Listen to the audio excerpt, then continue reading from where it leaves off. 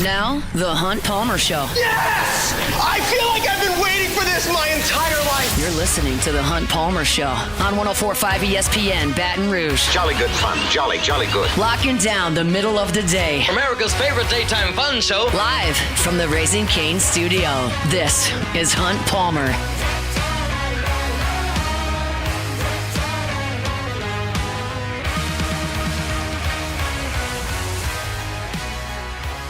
Welcome in. Hunt Palmer coming to you from the Raising Cane's studio downtown in the capital city on this Monday. I hope you're not working at all this week. That's my hope. If you are, I hope your work week's off to a good start. Appreciate you hanging out with us on 104.5 ESPN Baton Rouge. Everybody had a great week last week celebrating the holiday with friends and family. Safe travels. Now, maybe back in action, not for the kids at school, maybe not for you at work, but we're here, and we'll be here until 3 o'clock, and there's a ton to discuss over the next 2 hours. We will have Denton Day coming up in 90 minutes to preview the college football playoff, as we do with him every single year. The Saints win again yesterday. I can't wait to talk about that one. There's been an offensive line exodus from LSU. What does that mean for the Tigers? LSU basketball on the hardwood tonight. Final non-conference game against Southern Miss in the PMAC.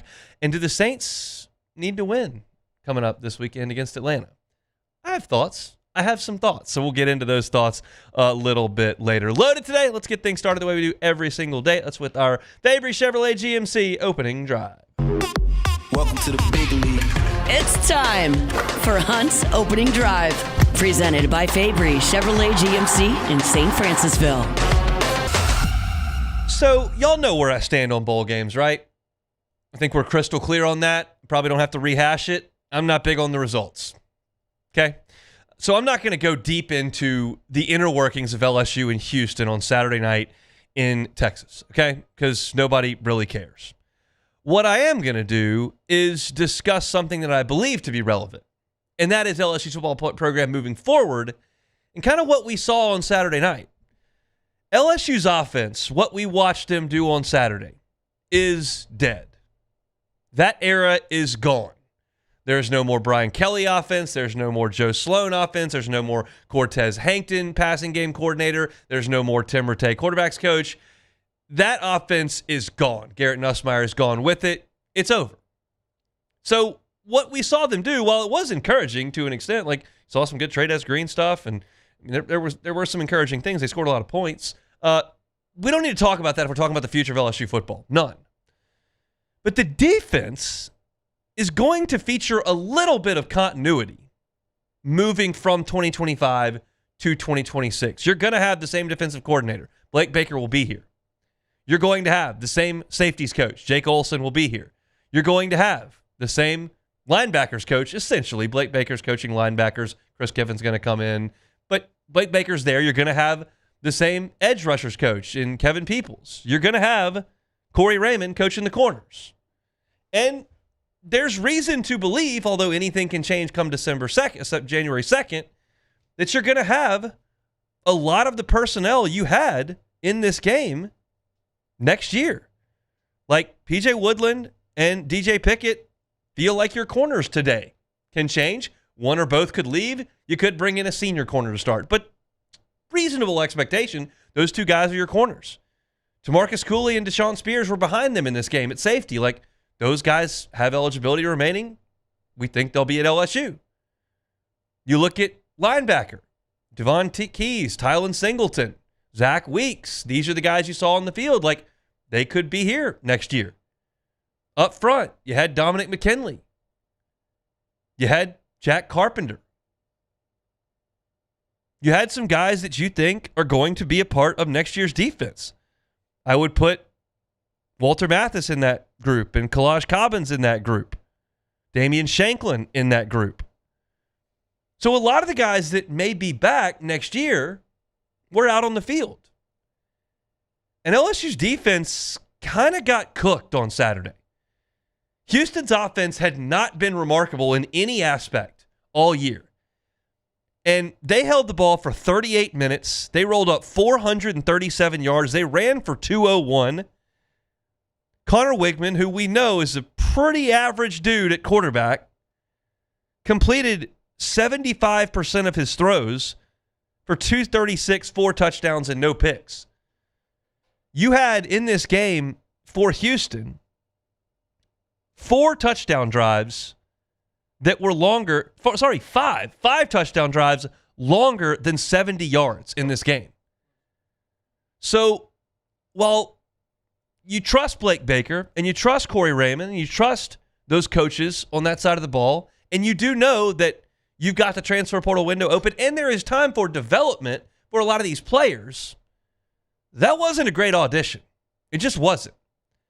And like one of the guys who did not play well on Saturday was DJ Pickett. Like he didn't have a good game. What's my concern level for DJ Pickett? It's almost none. DJ Pickett is a hell of a player. He was the national defensive true freshman of the year by On3. He's got all the ability in the world. He's going to put on weight. He's going to keep working with Corey Raymond. Like, I don't have huge concerns about DJ Pickett because he wasn't great on Saturday. But like collectively as a group, Blake Baker and his defense, it was not good. And so this is reaching a little bit. I'm admitting that up front. It's reaching a little bit. But it's not an outrageous claim. Like if I'm Lane Kiffin and I'm watching that tape and I'm looking at my budget for the transfer portal and what I have to spend and what I can make happen in revenue sharing and NIL opportunities and what I need to allocate to specific positions, and Billy Glasscock is intimately involved in these conversations as well. Like, as of 2 weeks ago, I'm saying, like, I know I got to overhaul the offensive line. I know I got to go get 2 quarterbacks. I know wide receiver needs some dudes. I know that there's a possibility that my running back's going to be really expensive, whether that's Harlan Berry or Kejuan Lacey or both or whatever the case may be. That's going to cost some money. And on defense, like, we've got some good young pieces that certainly cost what they cost, but, like, I'm going to need to focus most of my spending on the offensive side. I'm going to have to look at this and reevaluate because LSU's defense played very well the majority of the year. Yeah, they were not great in Oxford. They were not great in Nashville. They were bad in the second half against Texas A&M, but there were some really good things too. And I have to look at that now without Jack Pyburn and without Bernard Gooden. I have to look at that without Jamari Butler and without West Weeks and maybe without Whit Weeks. And I have to look at that without Mansour Delane, without A.J. Halsey. And I have to look and go, when I took those guys out of the equation, which LSU was down 7 defensive starters in this game once Gooden went out, like, the young guys did not fill those roles adequately because Houston scored 38 points, and that's a huge output for them. So, look, the entire 2026 defensive season does not rest on 4 quarters in the Texas Bowl. I'm well aware of that. Like, it would be foolish of me to just completely dismiss it, too, because there are a lot of dudes out there playing that you feel like are pillars on next year's defense, and it didn't go very well. And you feel like a lot of the guys that you brought in or a lot of guys that were on this team that are now going to be moving on potentially, like maybe they were doing a lot of the heavy lifting for some of these other guys. That was my takeaway. Like, I don't care at all that LSU lost to Houston 38-35. And I'm certainly not going to tell you how you should or shouldn't feel. If you were really frustrated, some of my buddies were, great. Like, LSU thrived. Like, LSU is what it is because people are passionate about LSU football. I'm just telling you from my perspective. I'm here to analyze the team, analyze the game, analyze the program. That's my job, to sit here and do that. And for me, emotionally, I was a 0 out of 10 watching that game. 0. I don't care. It doesn't matter to me. But I'm also analyzing the program at the same point, and I'm raising flags here because Houston shouldn't just be gashing you for chunk play after chunk play after chunk play. And that's what you saw in this game. It was, I mean, I pulled up the big plays for the postgame show, and Houston just had a truckload of what you would categorize as big plays. They had 4 passes of over 15 yards. They had 5 rushes of over 10 yards in this game. 35-yarder from Dean Connors, a 26-yarder from Dean Connors, the 20-yard touchdown run from Dean Connors. This guy had a nice season, but he's just ripping off huge runs on your young linebackers and young defensive line for the most part. So, again, there is plenty of time for coaching to elevate these guys. I'm not naive enough to think that Mansour Delane didn't develop from the time he was at Virginia Tech to what he became this year under Corey Raymond, and to think that P.J. Woodland and DJ Pickett can't get significantly better than an outfit that gave up 75% completion to this Houston team. Like, of course they can get better. Of course Zach Weeks and Tylen Singleton can play better. I mean, Devon Keys graded out well in Pro Football Focus. He led the team in tackles, had 13. Like, wasn't a total disaster, but like, these are young linebackers, and you were out of position. Like, you were getting gashed on the ground. And LSU needs defensive linemen. Like, you've got to go get defensive linemen in the portal because you were without Pybert in this game. Peyton and Butler are moving on. Bro says he's moving on. Like, you're running thin on guys that can play up there. Walter Mathis played for you, and Dominic McKinley will be in his third year, but it's not as if those two guys have been All-Americans at LSU. So you're going to have to overhaul some of that. So my take on this game was, if I'm Lane Kiffin, I'm Billy Glasscock, LSU general manager, and I'm looking at my dollars to spend, like, you're going to need to allocate some for defense because they need some guys to come in that are ready to play, to come in and help these guys, because that was a bad effort defensively. I picked Houston to win this game. I thought that they would, but I thought it would be because LSU played some good defense, even without those starters, held Houston around 20 points, but the LSU offense, as we've seen all year, doesn't do anything. Well, the LSU offense produced 35 points. I use air quotes. We know Barryon Brown ran the kickoff back, and so really it was 28, but like, they scored 28 points and you ran a kickoff back. So that 35-point output, if I'm thinking LSU's going to win that game with the defense I watched play all year under Blake Baker. You were without a lot of those guys, but I don't care about that for the Texas Bowl. I care about it for next year. Got to get some guys to grow up from what we saw in this game. That's really my only takeaway. My guy Big Fave fell asleep in the fourth quarter of the post-game show. We were there until 2 o'clock in the morning. It was not my favorite bowl game I've ever watched or covered or talked about, and the time of day didn't help that at all. But that's just me being cranky about it. This is the only take I have from this game is, hey, LSU's got some guys on defense that have got to be better against Clemson Labor Day weekend than they were the last week of December against Houston in the Texas Bowl. So that's my take on the Texas Bowl. We probably won't talk about the Texas Bowl anymore, if that's okay with everybody else. We can move on to the transfer portal, the offensive linemen that are leaving, why they're leaving, what's going on here in a week. That's where LSU football is headed. We're not going to talk much about 2025 anymore. That is mercifully a closed book as LSU finishes 7-6 for a team that left Labor Day weekend in the top 5 with a win on the road over Clemson. You finished 7-6 in the Texas Bowl. I didn't see it coming. I don't think a lot of people did. If you want to read about the future of LSU, though, or about the process for hiring Lane Kiffin, I've got a story up on LouisianaSports.net right now for free. Dixon McMakin filled in for Brian Haldane earlier this morning on Talk 107.3's Morning Show. And Scott Ballard, LSU Board of Supervisors President and Chairman, was on with Dixon, as was Verge Alsbury, LSU Athletic Director. They both talked about the hiring process. I took some quotes from those two interviews and put those up for free on the homepage at LouisianaSports.net, so you can read about the hiring process. Scott Ballard was laughing about all the rumors that were flying, which a lot of them weren't true. Stunning, I know. But you can read about it over there at LouisianaSports.net. On a happier note, Saints got something cooking. Let's talk about it next. The Hunt Palmer Show. First American Bank and Trust. First American Bank and Trust. You're looking for a commercial loan? First American Bank and Trust. You're looking for personal loan, residential loan? First American Bank and Trust. Why? It's easy. They've been doing it for 115 years. They kind of know what they're doing. And they're right here in our communities in Southeast Louisiana. Every decision that is made by First American Bank and Trust is made in Southeast Louisiana. Every decision. When you make a phone call to First American Bank and Trust, you are talking to someone in Southeast Louisiana. It's not somebody that sees you as a number over in Seattle. It's not somebody that sees you as a line item over in Atlanta. It's somebody right here at one of our 25 locations in Southeast Louisiana. As you're driving around, wherever you are, in St. James, St. John, Lafourche, St. Tammany, wherever you are, looking around, driving, just look, you'll see a branch right there. There's 25 of them. Been at it for 115 years. They want to wish everybody a Merry Christmas, Happy Holiday Season, and a Happy New Year. Looking for a commercial loan, residential loan? First American Bank and Trust. My father, J.B. Falgu, had a vision of growth for First American Bank and the communities we serve. The bank's foundation was built on his legacy of compassion, loyalty, and dedication. Through his years of leadership, First American has prospered to heights even J.B. could not have imagined. I know my father would be extremely proud of the customer service and financial stability that First American provides to Southeast Louisiana. We continue to thrive because of the legacy of J.B. Falgu. Every winner knows a great play starts with a solid game plan. and the right team by your side. At Sunshine, we're here to keep your operation running strong. From tractors to harvesters, we've got the John Deere equipment you need to tackle every job with confidence. Because when the work's done right, there's more time for the things that matter, like cheering on your favorite team. Make Sunshine Quality Solutions part of your playbook this season and learn more about what it means to be powered by Sunshine at sunequip.com. I'm Lawyer Locke Meredith.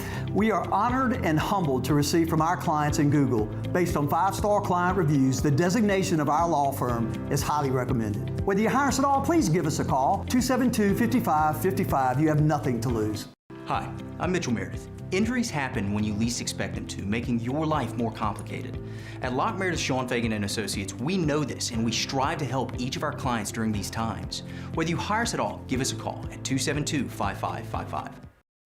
At Bayou Automotive, we believe in a sales process that puts you first. We want you to experience an easy purchase with clear pricing and great service. Let Bayou Ford and Bayou Chrysler Dodge Jeep Ram be your trusted partners in finding your perfect vehicle. The crew at Bayou Automotive is going to do right by you.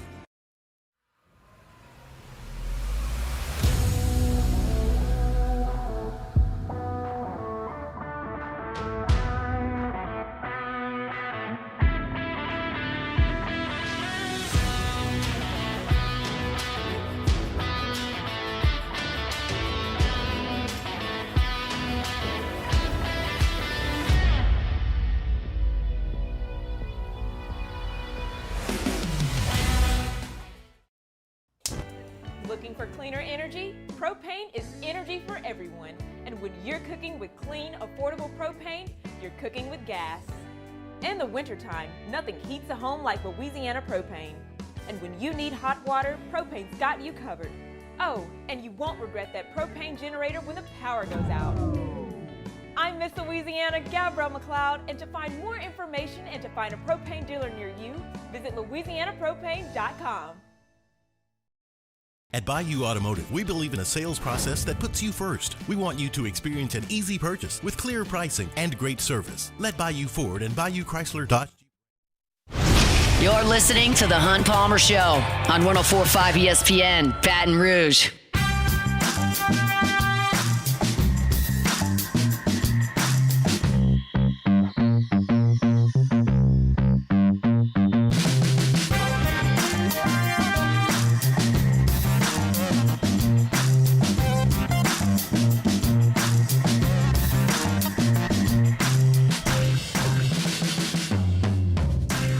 All right, let's keep things moving along here. Saints get a dub in Nashville.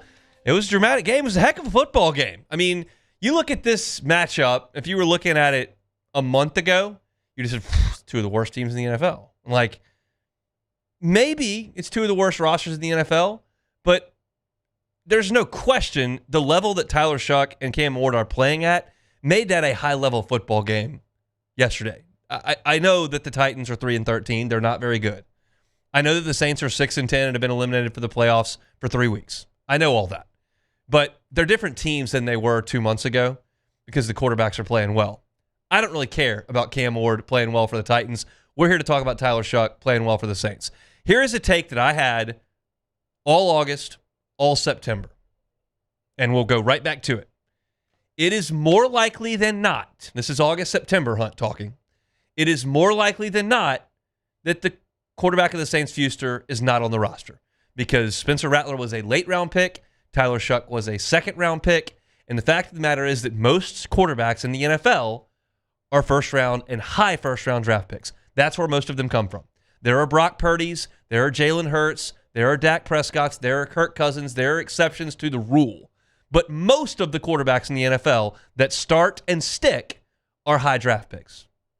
And the Saints didn't have one. They had a second rounder. They had a late rounder.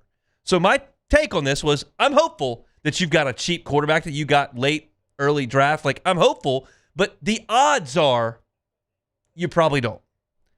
Well, now I sit here at the end of December, and it is more likely than not you've got your long-term quarterback. It's possible you've got a stud. And that is more impactful than even I can deliver on this show. Because the Saints won Tyler Shough's first couple of starts, first couple of wins, with really good defense and some late plays. The last 2 weeks, they have won largely due to the fact that their quarterback and their offense are cooking. Tyler Shough was awesome on Sunday. Statistically, 22 of 27, 333 yards, 2 touchdowns, no picks, a QBR of 82, a quarterback rating of 142.7. Like, you just read that line score, it's awesome. Watch the game. Watch the game. The ball is coming out on time. It's on the money. He's hitting checkdowns when he needs to. He's stretching the field when he has to. He's putting touchdown passes out on the money down the field. And he's doing this, yes, against the Titans, who are not very good, against the Jets, who are not very good, yes. He's doing it with a core around him of Chris Olave, first-round pick, Juwan Johnson, league average tight end, and whatever else dressed out that day. Dante Pettis, Kevin Austin, Molokai Mataval, Autric Estime running hard, Evan Hull, Taysom Hill. Like, this is the group around him. The offensive line, missing starters. And Shough looks like a Pro Bowler out there.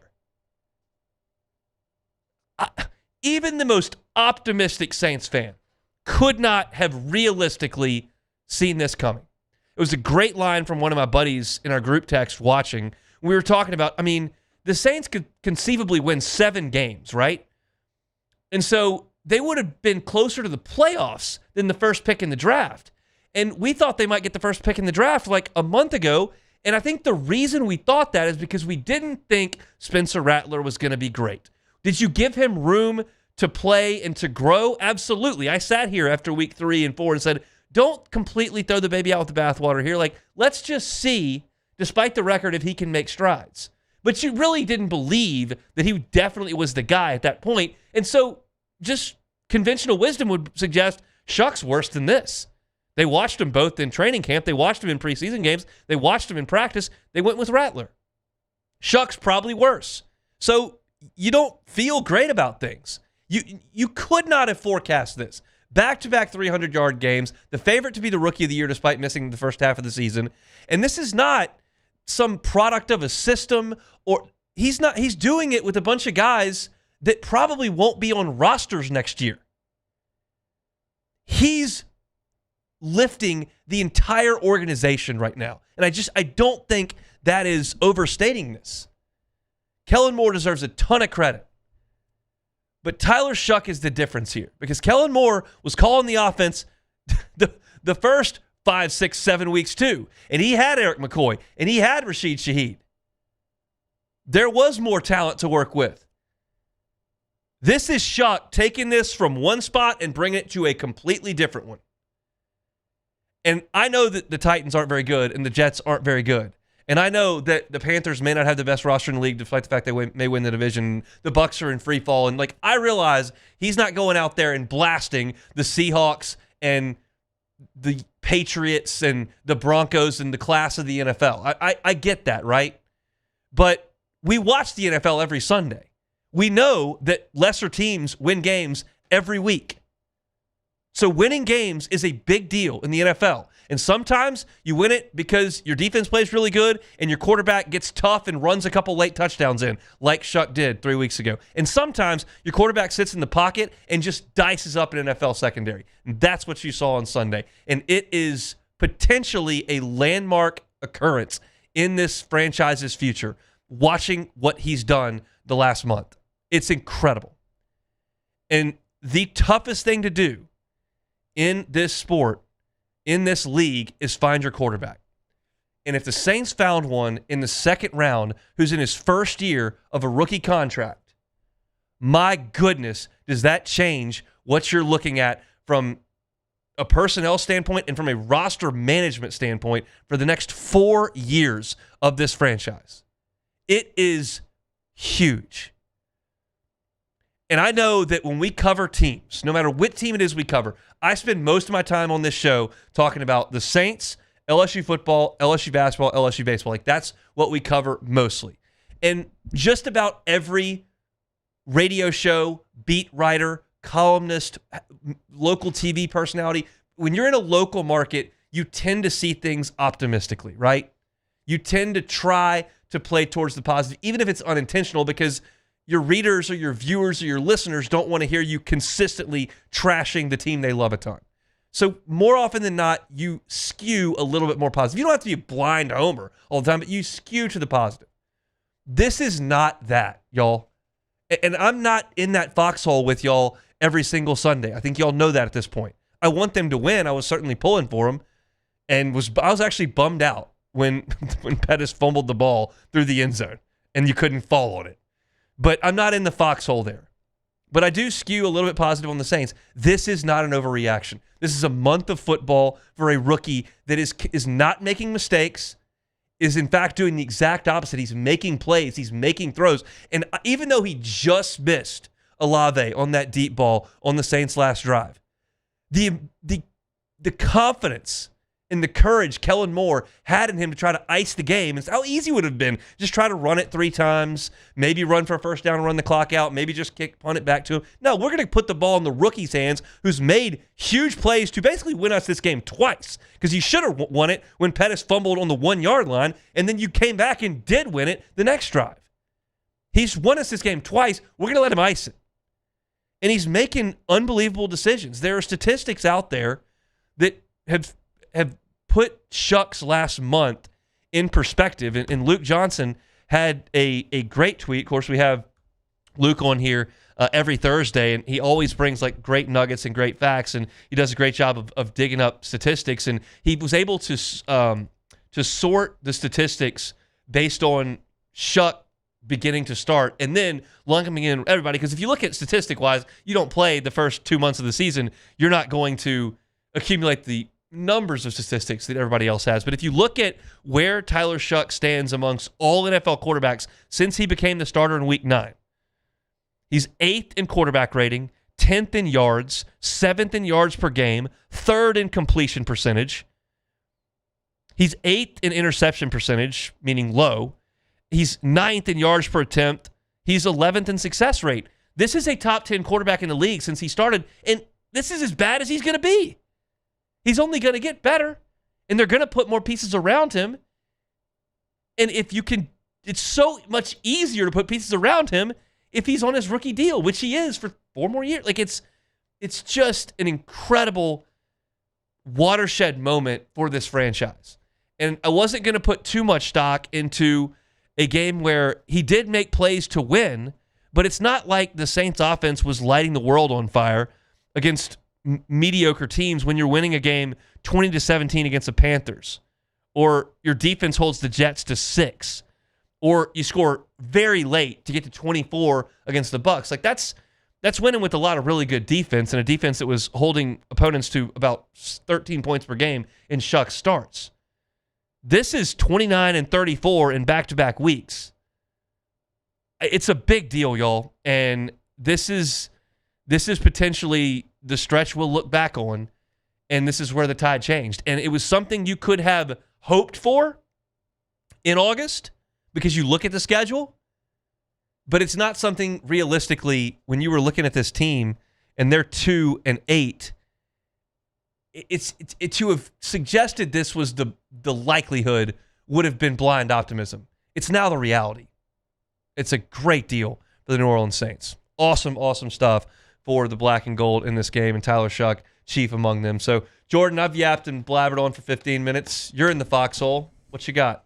Feeling good, man. It feels, like you said, it feels like the landscape can be changed just by Shough getting this W in Atlanta. I mean, even though you have what we built on, but if he can just go ahead and somehow in a season where I thought the Saints were going to win less than 4 games, somehow find a way where you're looking at 7-10 with a top 10 pick and a quarterback. Like that's the main puzzle piece that everybody's been trying to get. It's the main piece. So you have all that, all your eggs in one basket. Now I'm a little nervous, giving Mickey Loomis all this power again. He's liable to go off the rails and do something that's going to set us back. But if Shough keeps playing like this and he goes ahead and seals the deal in Atlanta, and we just saw Baker Mayfield play terrible, Bryce Young play terrible, We don't know what's going on in Atlanta. Can we say going to next year he might be the best quarterback in the division? Like, you're looking at that. It's potentially looking like that. So sky's the limit, like you say, man. Sky's the limit. Hopefully, you look at New England, you look at Chicago, you look at Denver, the Bears. I mean, you look at it when you get that quarterback and he's on year 1, year 2, year 3, and you can surround him with more expensive players, and you've got a good coach in place, which we think the Bears do. We know that they do. What Tennessee was doing, letting go of Mike Vrabel, I may never figure out. We know Sean Payton's great, and that you get that coach in spot, and then you get that quarterback in, it can change that quick. And I can't believe how we're going to be talking about this team August. I can't either. It's going to be worlds different than the last 2 years, us talking about what's going on. So awesome stuff for the Saints. I'm fired up about it, and I know that the Black and Gold Nation is as well. All right, LSU's offensive line is just all going in the portal. So let's talk about what that means and what is to come for that position group moving forward. We'll do all that when we come back. The Hunt Palmer Show. Highland Insurance Group, HighlandIG.com, HighlandIG.com. Jonathan Carbo and his team based right here in Baton Rouge. Happy to help you out with your property and casualty insurance. If you're a business and you have not considered a captive, well, why not? If you spend a sizable amount annually on your premiums, you've got a good loss history, good risk management, this could be a game changer for you from a commercial insurance perspective. If your broker has not brought that to your attention, perhaps they don't have the capabilities, perhaps they don't have the understanding of it. But it can be a complete difference maker. Now, not everyone fits, so you're going to have to see if you're a fit for a captive. But if you are, it can be a bottom line difference maker. So if you haven't had that conversation, talk to Jonathan Carver and his team. They handle captives every single day at the Highland Insurance Group. If you're a business owner, sizable premium, good loss history, you may be a fit to talk to Jonathan Harbaugh at the Highland Insurance Group about a captive. They can do your benefits as well if you're a business. If you got a renewal coming up and you want a second set of eyeballs on it, the Highland Insurance Group is happy to help you with that. It's the Highland Insurance Group. You can find them online at HighlandIG.com. At Auctioner, we know healing is a team sport. That's why we've partnered with world-renowned orthopedic surgeon Dr. James Andrews to create the Auctioner Andrews Orthopedics and Sports Medicine Institute. Whether you're a professional athlete or a weekend warrior, our team of specialists are dedicated to getting you back in the game. So whatever your reasons are for reaching your personal best, we've only got one. You. Auctioner Andrews Institute. Long live you. At Bayou Automotive, we believe in a sales process that puts you first. We want you to experience an easy purchase with clear pricing and great service. Let Bayou Ford and Bayou Chrysler Dodge Jeep Ram be your trusted partners in finding your perfect vehicle. The crew at Bayou Automotive is going to do right by you.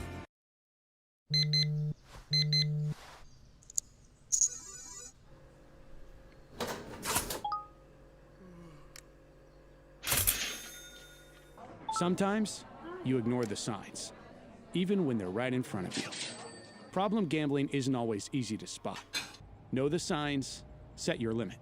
Learn more about healthy gambling habits by visiting us online or text or call for free, confidential help now. The Windsor Senior Living Community in Mandeville, Louisiana is a beautiful, vibrant apartment community geared toward seniors. They are nestled right in the heart of Mandeville, where seniors live a more carefree lifestyle in spacious apartments with the peace of mind that comes from having a little extra help. Call the Windsor at 985-624-8040 to schedule a lunch and tour. Come see how the Windsor can be your passport to peace of mind. Looking for cleaner energy? Propane is energy for everyone. Propane water heaters are very cost efficient, and the savings are even greater with a tankless propane water heater. We all know that Louisiana propane is a safe and environmentally friendly fuel. So why not go green while you save some green? I'm Miss Louisiana, Gabrielle McLeod, and for more information, visit louisianapropane.com.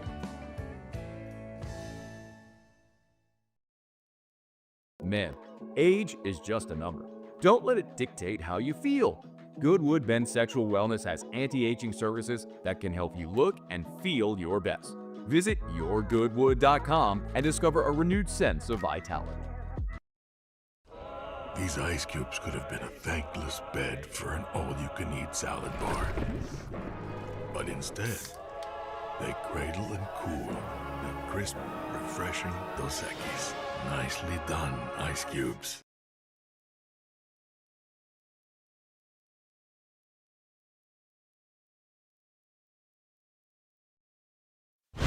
You're listening to The Hunt Palmer Show on 104.5 ESPN, Baton Rouge.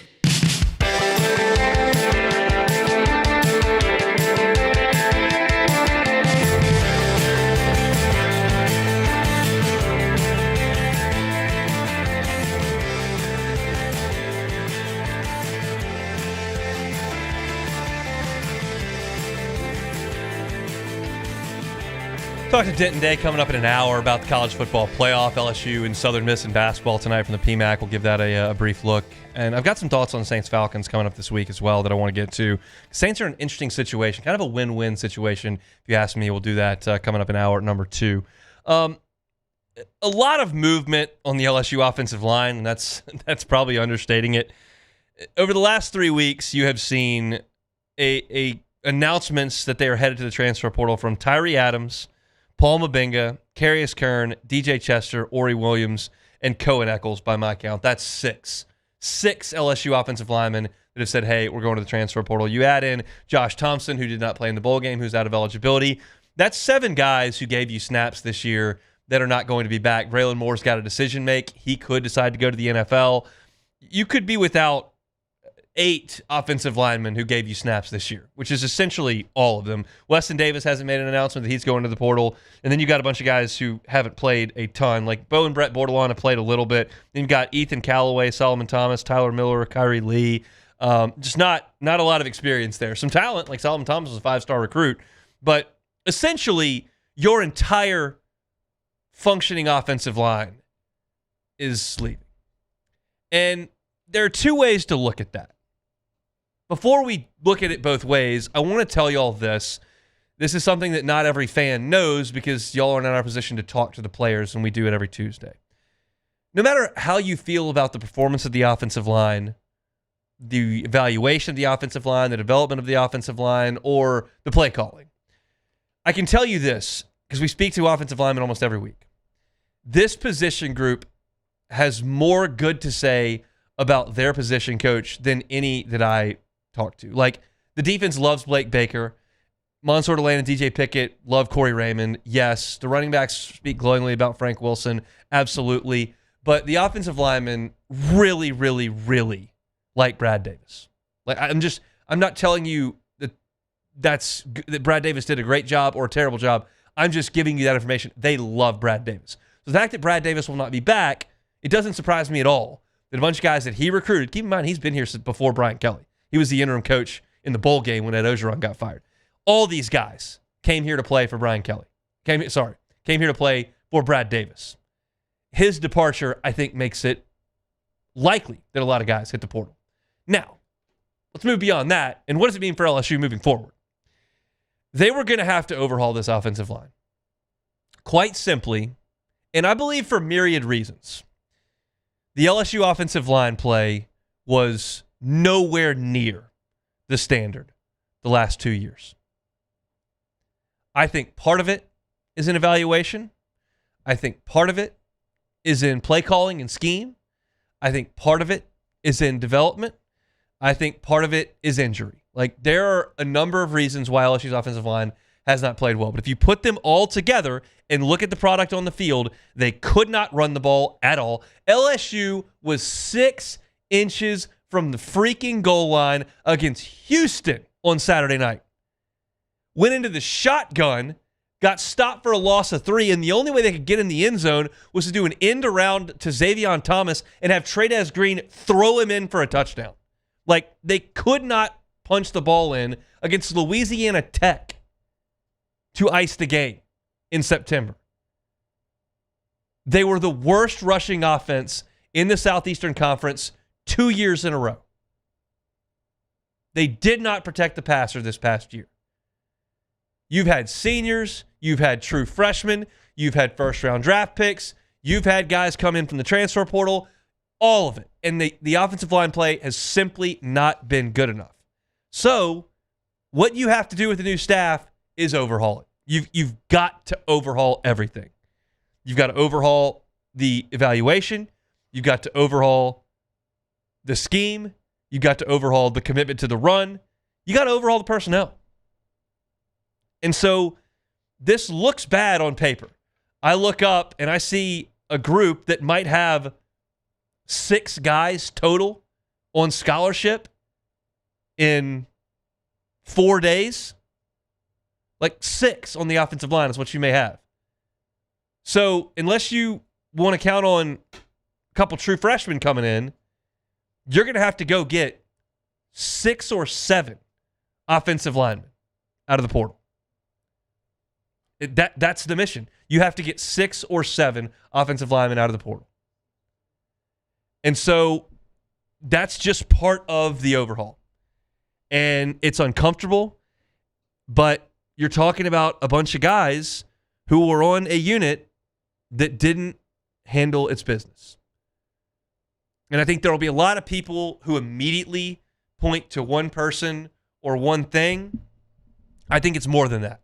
I think it's a number of issues that held LSU back. I also think it's unlikely.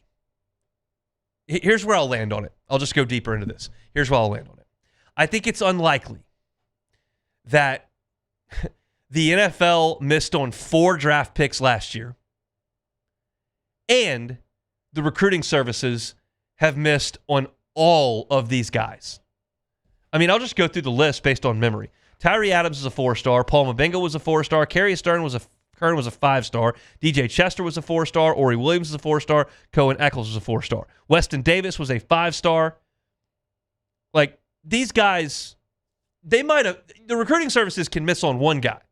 The NFL can miss on one guy. The NFL didn't draft 4 of LSU's offensive linemen last year and miss on all of them. Will Campbell's been great this year until he got hurt. And the recruiting services didn't miss on all these guys. My contention is that LSU's scheme hurt its running game as badly as anything. Now, do I think there was a lack of development of some of these players? I do. But that's not really my corner of the store.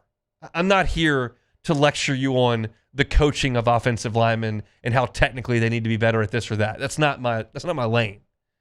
But I can look at the numbers. I can look at the lack of commitment to running. I can listen to Jake Hester and Matt Flynn in the morning say that the running scheme that they're watching doesn't feature the creativity that you need. I can hear Jacob Hester 4 times a week, every single week, suggest that LSU should mix in some power run, and it never happens. I think the scheme hurt as badly as the evaluation and the development and the coaching. But when you put it all together, it broke. So the fact that you've got now 6 offensive linemen in the portal, one who's out of eligibility, and another one with an NFL decision to make, and the potential that more guys could jump in the portal, like, you had to have this. This was an inevitability. You had to reshuffle the deck in a massive way on the offensive line to have any chance next year.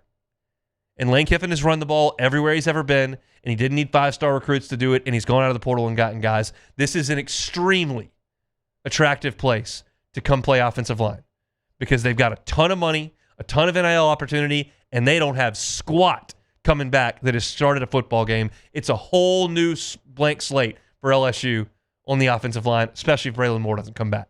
So if you're an offensive lineman and you're jumping in the portal and you want to get on the field in the SEC for a coach that runs the ball a lot and scores a lot of points and has a lot of money at his disposal, boom, here you are. And that's what had to happen. Now, the door's not closed on some of these guys returning. I don't know case by case, but like Carius Kern had said, he'd be open to a return depending on what happens moving forward. Tyree Adams is a New Orleans guy. We'll see. But you had to watch some of these guys walk out the door because this is a position group that has to shred all of its DNA from what was a bad 2 years at offensive line for LSU. And so that's what you've seen. It looks bad on paper. You don't have enough guys. But it had to happen, and it has now on the offensive line. We'll have full coverage of the transfer portal when it opens coming up on January the 2nd over at LouisianaSports.net, and we'll certainly be talking about it here every single day. I want to remind you about Marucci. Marucci right here in Baton Rouge. What a gem of an operation here in Baton Rouge. Started in 2004, and now 21 years later, you're talking about a company that is the official bat of Major League Baseball. If you're looking for something to do in Baton Rouge, thinking, I'm trying to do something a little bit different, go see Marucci. Go see where they make 1,400 bats a day.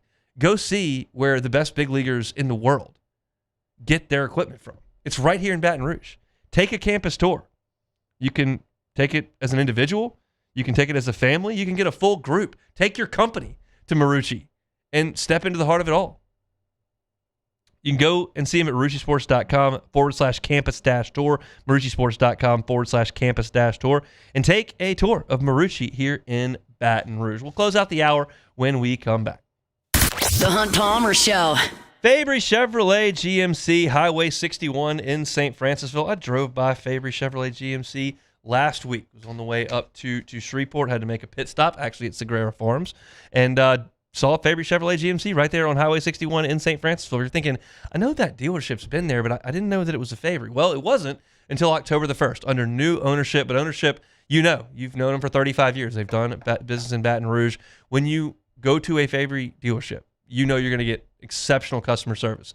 And in this instance, you're going to get one of the largest lots full of new and pre-owned Chevrolets and GMCs. You're looking for a Tahoe to start 2026, looking for a Suburban, maybe a Silverado, they got you covered. You're looking for a Sierra, a Yukon, Denali, one of those SUVs from GMC, they've got you covered there as well. You can make the short drive to St. Francisville and check it all out, or you can find them online at FabryChevrolet.com, FabryChevrolet.com. At Bayou Automotive, we believe in a sales process that puts you first. We want you to experience an easy purchase with clear pricing and great service. Let Bayou Ford and Bayou Chrysler Dodge Jeep Ram be your trusted partners in finding your perfect vehicle. The crew at Bayou Automotive is going to do right by you. These ice cubes could have been a thankless bed for an all-you-can-eat salad bar. But instead, they cradle and cool the crisp, refreshing Dos Equis. Nicely done, ice cubes. 104.5 ESPN Baton Rouge and First American Bank and Trust bring you the Heart of the Game Award, recognizing student athletes who deliver when it counts. Nominate your game day standout at 1045ESPN.com by the 21st. We'll choose 5 male and 5 female finalists, and then it's up to the fans to vote for the winners.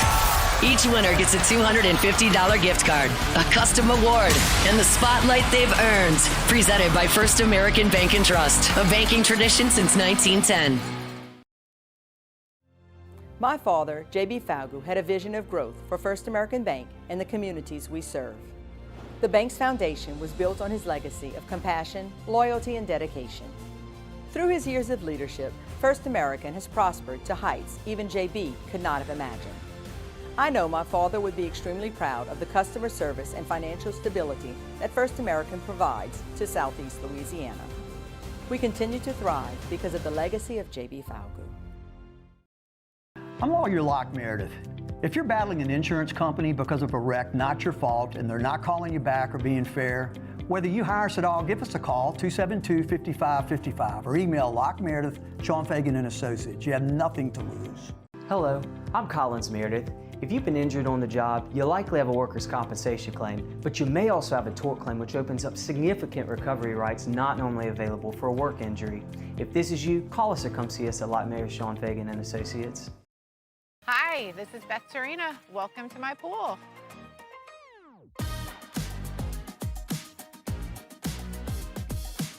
The first time I saw this beautiful pool, it exceeded every expectation that I had. They were able to get everything we wanted in this pool. It is a beautiful pool. We live out here, we eat out here, we watch TV out here. This is like our living room outside. We love this pool and everything about it. When we decided to build our pool, we called a great friend who is one of the best pool builders in the country in North Louisiana, and we said, who would you choose to build a pool in Baton Rouge?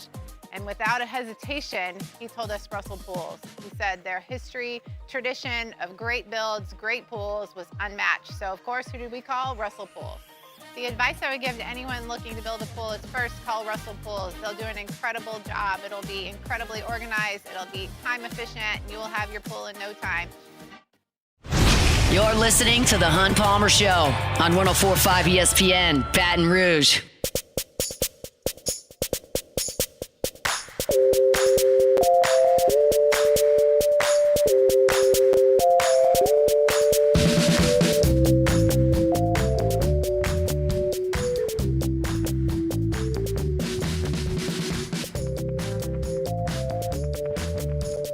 Wrapping up hour number 1.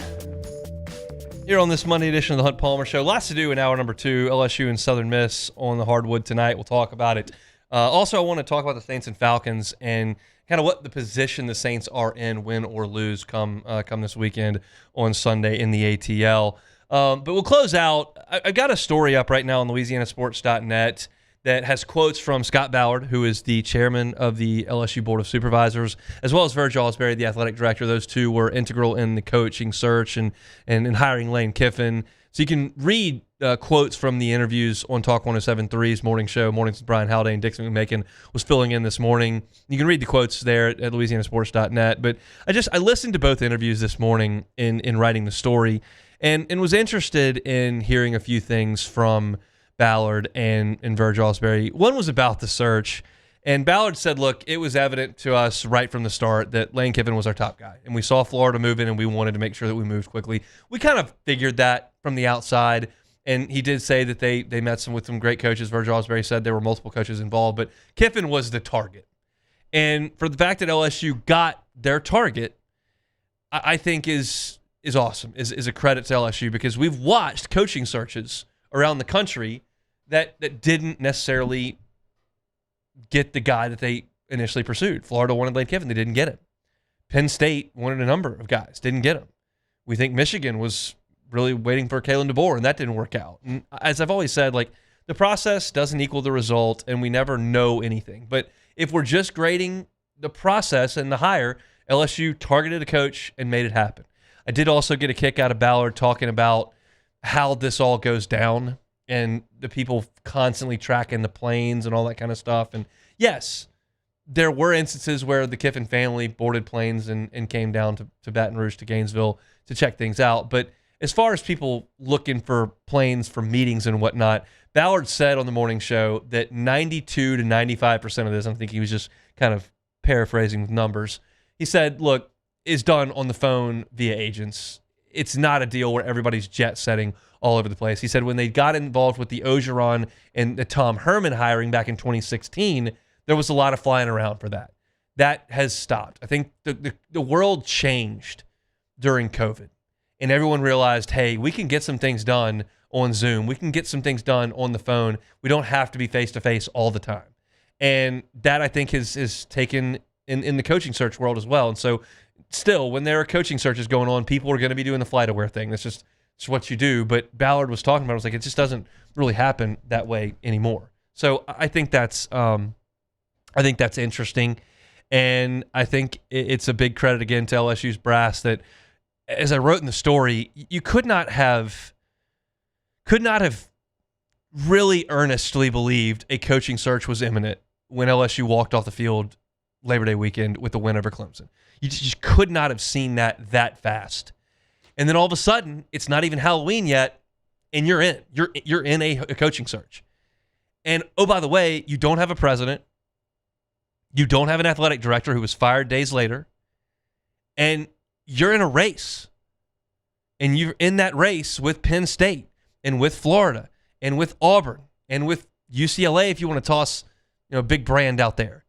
And, you got to go. And LSU, as I said that day when they hired Lane Kiffin, I didn't love the way some of that stuff went down. But that doesn't mean that because the process was a little bit muddy and a little bit bumpy early on that the result can't be great.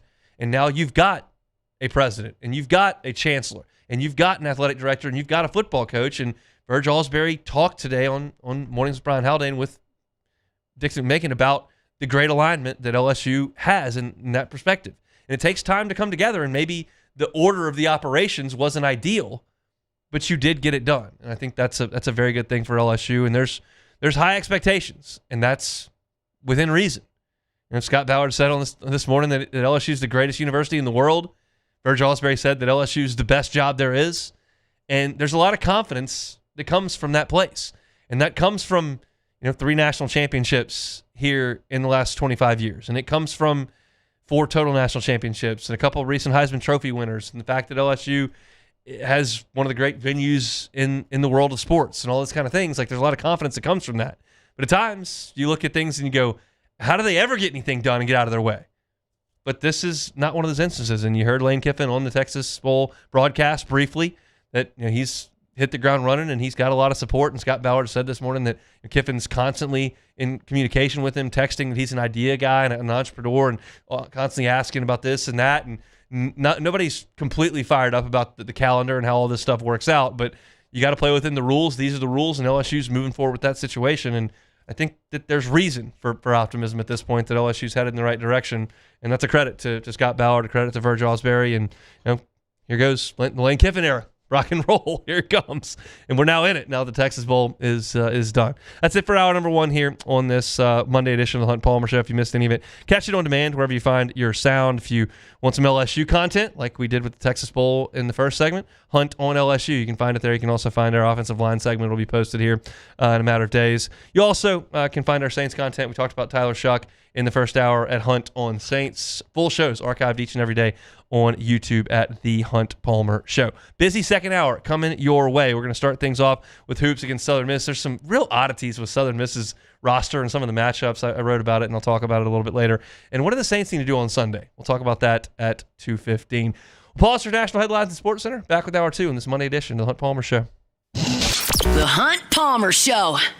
Ochsner. Love telling you about our good friends at Ochsner. We're going to be telling you about them each and every day. How about their Eat Fit alcohol-free for 40 challenge? Registration opens up coming on January the 1st.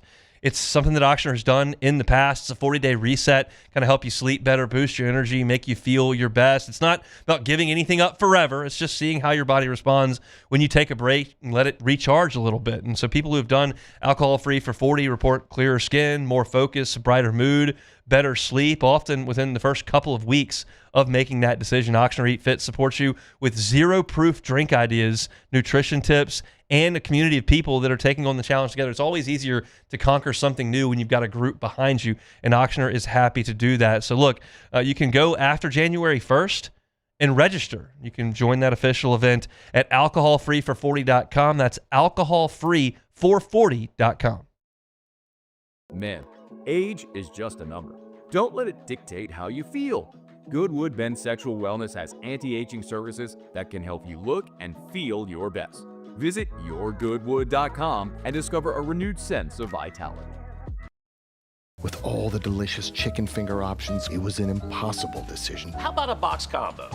Good. Now what can I get for you? No, I want a Caniac combo with extra cane sauce, no slaw, 2 extra toast, and a half sweet tea, half lemonade. Celebrate the holidays with Raising Cane's chicken fingers. One love.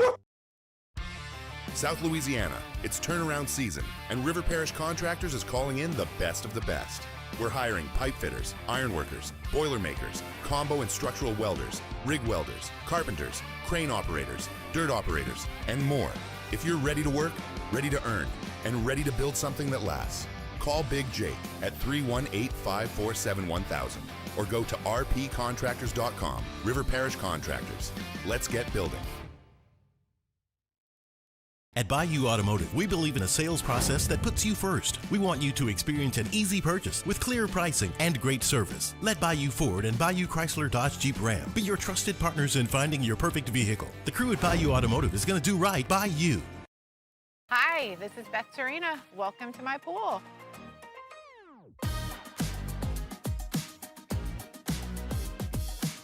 The first time I saw this beautiful pool, it exceeded every expectation that I had. They were able to get everything we wanted in this pool. It is a beautiful pool. We live out here, we eat out here, we watch TV out here. This is like our living room outside. We love this pool and everything about it. When we decided to build our pool, we called a great friend who is one of the best pool builders in the country in North Louisiana, and we said, who would you choose to build a pool in Baton Rouge? And without a hesitation, he told us Russell Pools. He said their history, tradition of great builds, great pools was unmatched. So of course, who did we call? Russell Pools.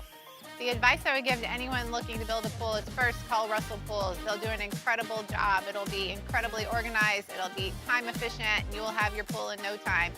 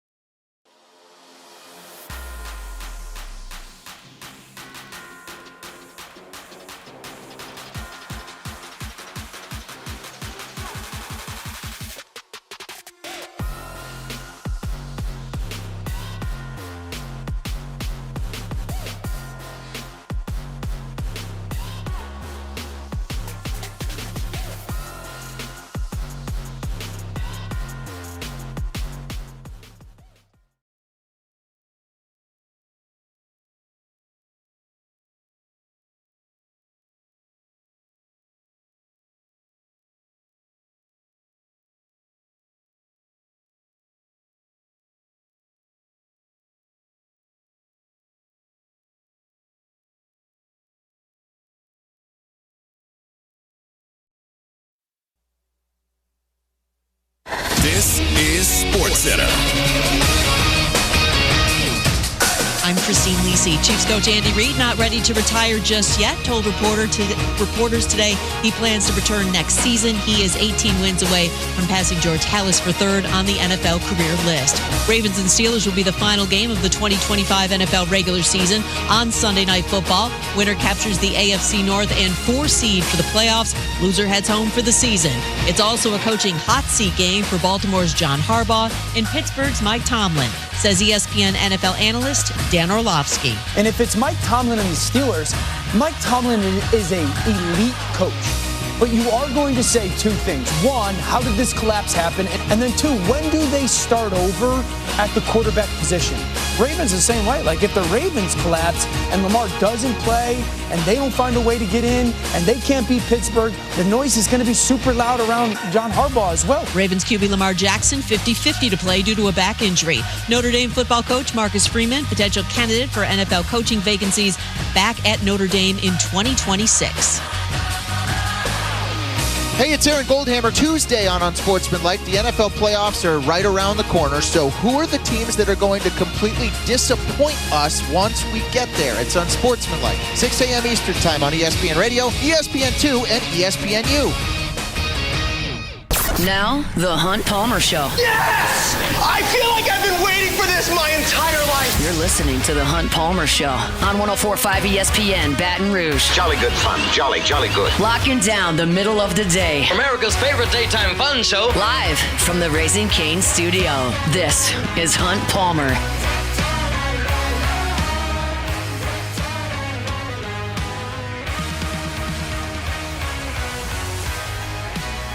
Hour 2, Monday edition of the Hunt Palmer Show, 104.5 ESPN, Baton Rouge, Denton Day, in 30 minutes talking college football playoff. We'll revisit our Saints conversation coming up in 15 minutes. I've got a thought. I'm curious what Jordan's thought on my thought is. We'll do that coming up here in the next segment. Right now, LSU on the hardwood. Final non-conference game, finally. I'm ready to watch some SEC basketball. I do believe that LSU's got a good chance to make February interesting.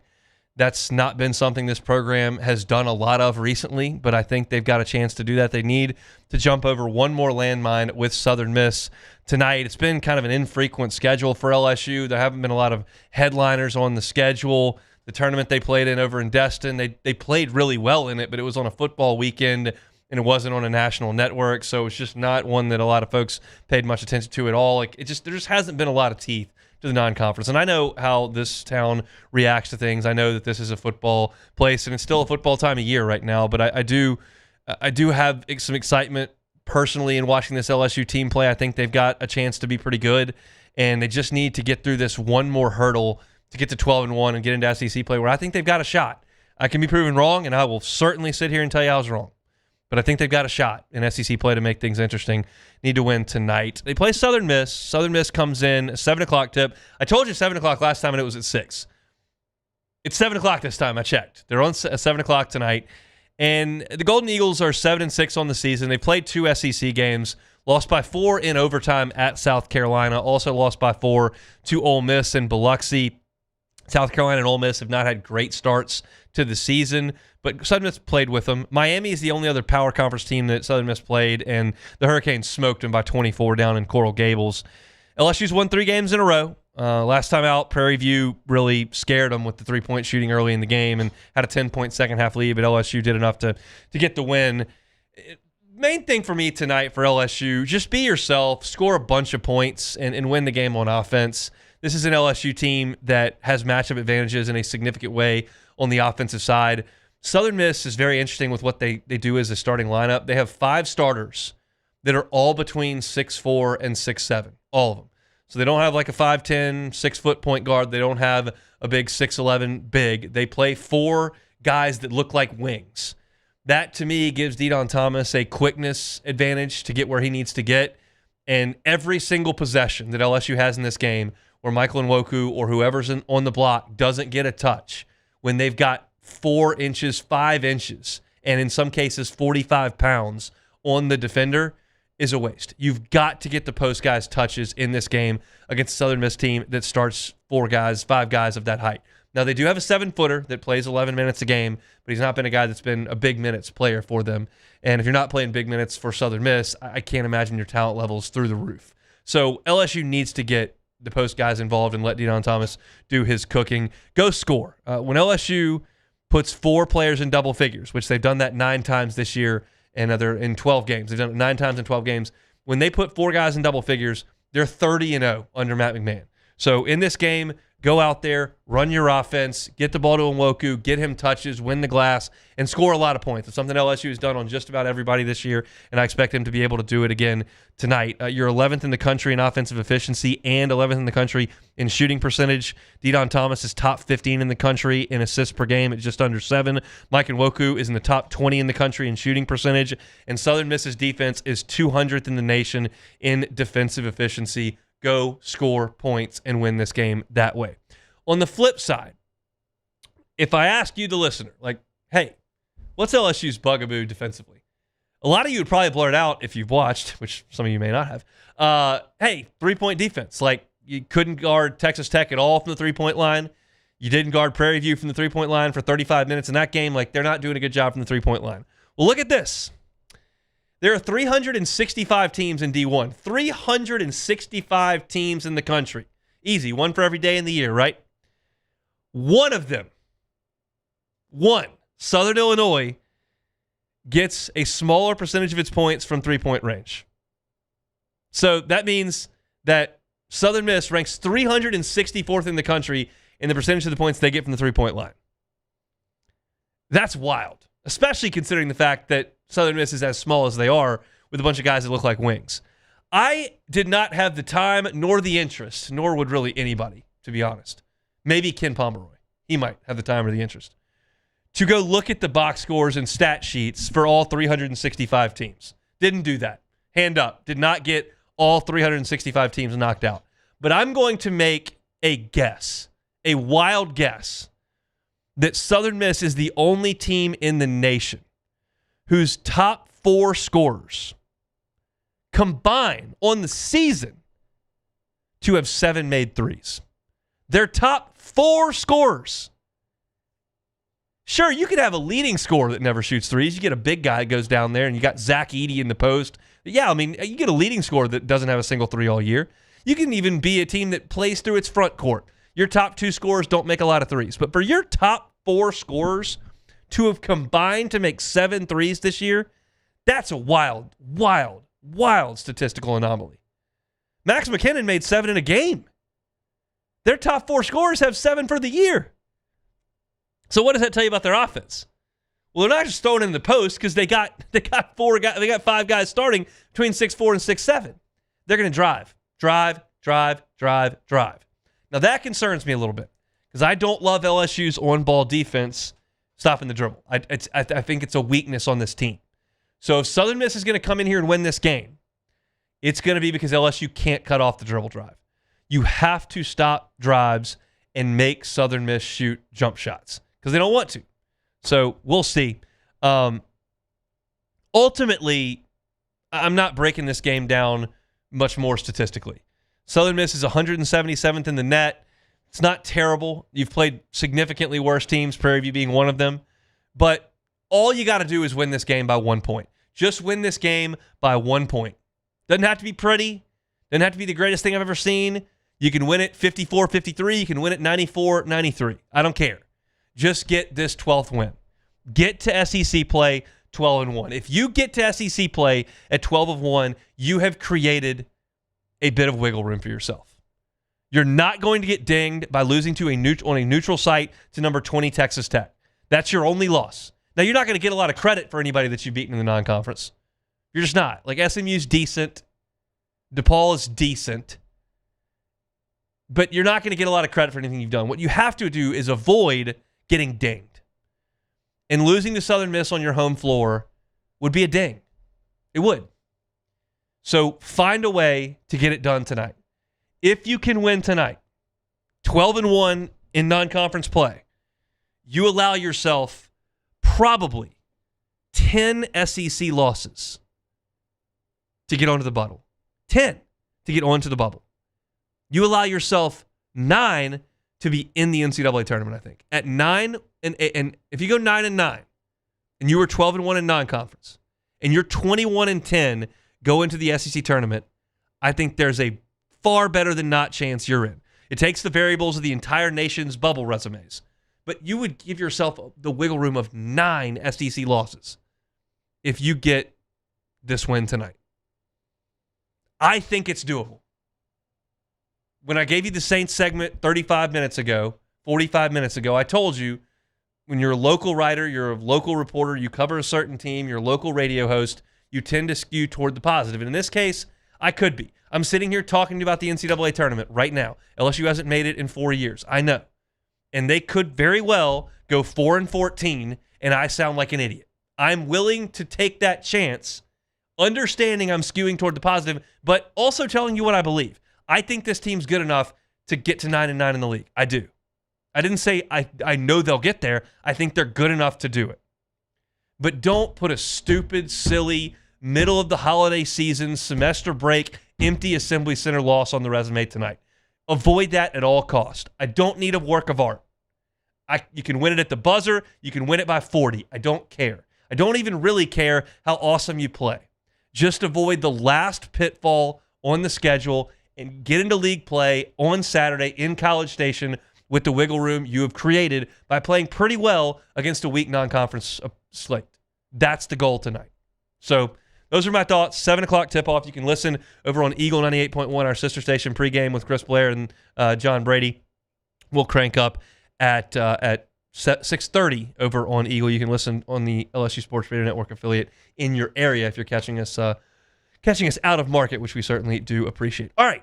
I can't wait to get Jordan's thoughts on this. I've got a take coming up about the New Orleans Saints and what is on the line on Sunday. We'll talk about that coming up next. The Hunt Palmer Show. Fabry Chevrolet GMC. They're on Highway 61 in St. Francisville. Brand new point for the Fabry family. They've been here 35 years. You know them. 3 locations, 5 brands. A lot of you done business with the Fabry family. If you have, it's a wonderful experience. You get great customer service, phenomenal vehicle lines, and they're so thrilled to now have a Chevrolet GMC stop on Highway 1 in St. Francisville. They've been in operation since October the 1st. If you're in the market for a vehicle Q1 of 2026, maybe your lease is up and you're looking to get something new, maybe you're looking for something pre-owned, they've got you covered in terms of Chevrolets and GMCs. Chevy Tahoes, Silverados, Suburbans, they got them at Fabry Chevrolet GMC. Sierras, Yukons, Denali's, all the GMCs, they've got you covered there as well. Huge inventory of new and pre-owned vehicles on the lot. You can find them all, the entire inventory, online at FabryChevrolet.com. Make that short drive up to St. Francisville.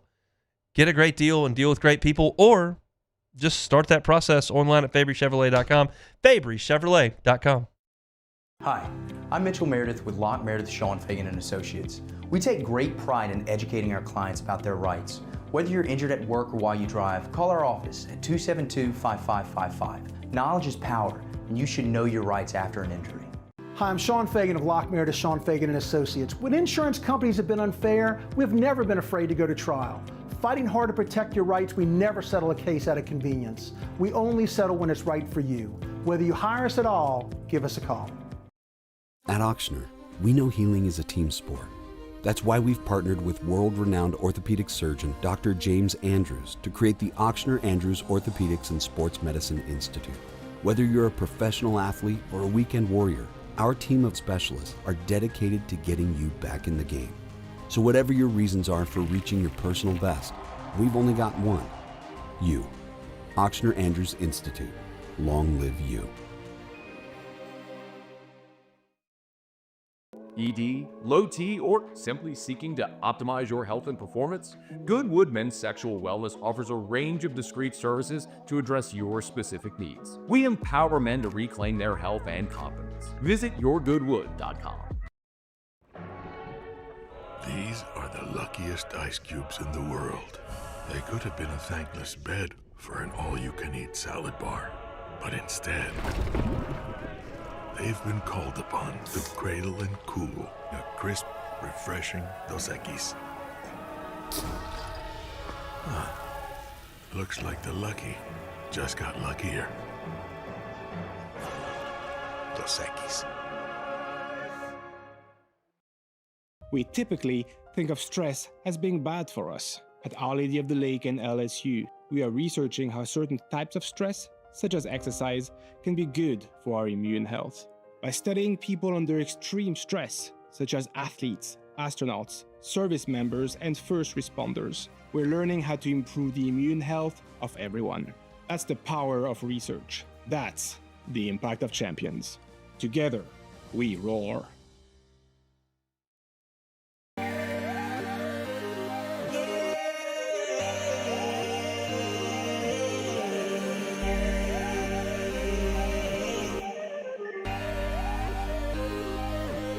You gotta believe in a dream. Believe.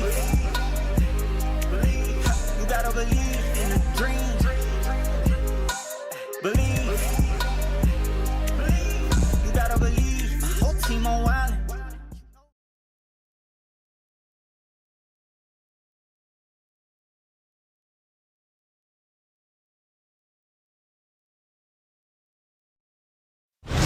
You're listening to The Hunt Palmer Show on 104.5 ESPN, Baton Rouge.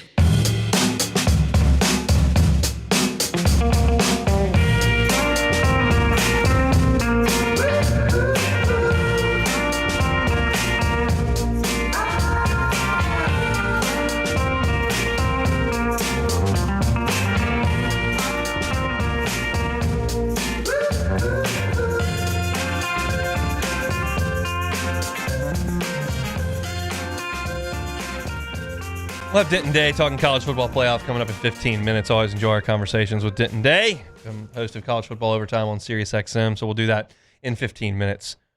All right, the Saints are playing good football right now. The defense has been great. They faltered a little bit against a really impressive Cam Ward on Sunday. I'll say that. He was making some plays that were incredible. The one where he made the third down play, but the knee just went down. Credit to the Saints on that. Got him down, but I mean, he was playing great football yesterday, no question about it. But the Saints did enough on offense behind Tyler Shough to get the win. They won 4 in a row, and they're playing great, and people are feeling great about that. And it's such a welcome sight.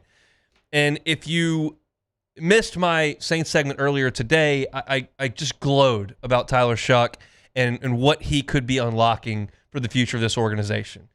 And I want to be clear, I did that segment before this segment because that's more impactful than what I'm about to talk about here. And so I don't want anything that I say to be construed as negative.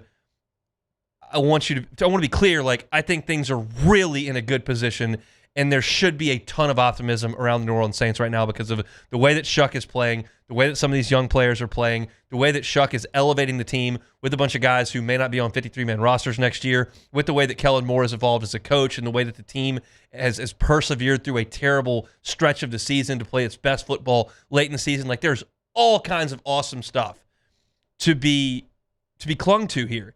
And if the Saints go beat Atlanta on Sunday, all of that is going to spill into the offseason, and that'll be awesome. That'll be fantastic.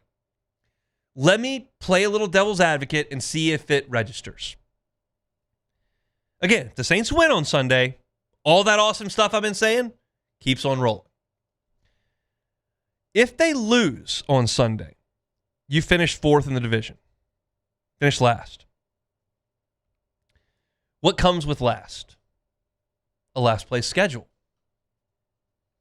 If you win, you could move up to 2nd. I was looking at a tweet that Rod Walker, who covers the team down in New Orleans, sent out yesterday. And he said if the Saints beat the Falcons and the Panthers beat the Bucks, the Saints finish 2nd in the division. Now, what do you get for 2nd in the division? You don't get anything. In fact, you get a 2nd place schedule. So the win doesn't help you this year. Keeps the vibes going. If you want the vibes, you got the vibes. If you win.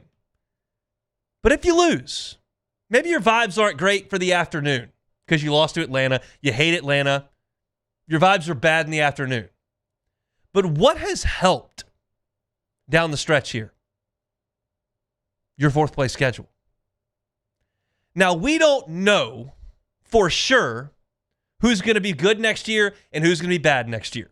This is speculation. It's speculation. We don't know. I admit that. I'm not telling you that I know things. I'm just going to guess. But if you want to get a win on Sunday and move into second place in the division, here's the group of teams that's finishing in second this year or in contention for that. The Bills, the Ravens, the Texans, the Chargers, the Packers, the 49ers, the Cowboys. Like, that's the second place group. Now, I don't know what those teams are going to be next year, but my guess is Buffalo's pretty good. My guess is Baltimore's pretty good. My guess is that Houston and San Francisco and Green Bay are pretty damn good next year. They might be terrible. I think they'll probably be good. If you get fourth place this year, here are some of the teams that are on your schedule. The Cardinals. They'll move on from their quarterback. They're terrible. The Giants. Maybe Jackson Dart's awesome next year. Great defensive line. I don't know. But they sure as heck weren't any good this year. The Raiders. The Titans. The Browns. The Jets. You put those teams on your schedule. I would contend that the 17 games you're going to play in 2025, 2026 are more impactful to your organization than Sundays is. So if you're a Saints fan that says, you've got to be kidding me. I was born and raised in New Orleans. I was born and raised in South Louisiana. I'm a diehard Saints fan.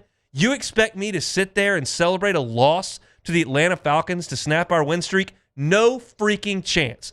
I'm okay with that. I have no problem with that whatsoever. I'm just telling you, I bet if you're a Saints fan, a diehard Saints fan, you're thinking you're going to the playoffs next year. I bet you think that, and you should, because you're playing really good right now. You're also playing really good against bad teams. You want more bad teams on your schedule? Dropping one on Sunday is not going to be the worst thing that ever happened to this organization. I'm telling you. Once again, the second place teams, Bills, Ravens, Texans, Chargers, Cowboys, Packers, 49ers. I see a lot of young quarterbacks and a lot of good coaches on that list. Fourth place, Cardinals, Giants, Raiders, Titans, Browns, Jets. That's about a comprehensive list of the worst organizations in the sport. Maybe you put on your jersey on Sunday morning, you watch the game, you pull like heck for the Saints, and they win and you're fired up. Maybe you put that jersey on, you pull for the Saints, they lose, you go, not the worst thing. I'm just saying there's a chance dropping that game on Sunday. I don't even, because it's not even the draft pick, okay? Because I've made it very clear. Picking 6th and 10th is probably not that big a deal if you're not looking for a quarterback. If you're looking for a quarterback, you got to be way up towards the top. But the Saints need a wide receiver. They need an edge rusher. They need a corner. They need offensive linemen. They need defensive linemen. They probably need a linebacker. Like, they're not going to take a linebacker in the first round, but the point remains, they need a lot of stuff. If the guy you're identifying at wide receiver goes at 6 and you're at 10 and you can still take a corner or a tackle or whatever, like, you're still patching holes. So I don't care about the draft pick. The schedule for a team you want to go to the playoffs, you're watching right now how impactful having lighter teams on your schedule is. And if you're telling me that I get to trade off Buffalo, San Francisco, and the Ravens for the Browns, Jets, and Cardinals, I think I got to sign up for that. I just think I got to sign up for that. That's my take on it. You've listened, Jordan. It feels like one of those cartoons. We got the devil on his shoulder, and you got the angel on the other shoulder. Like that's what's going on right now. Where I stand is, I'm gonna be real.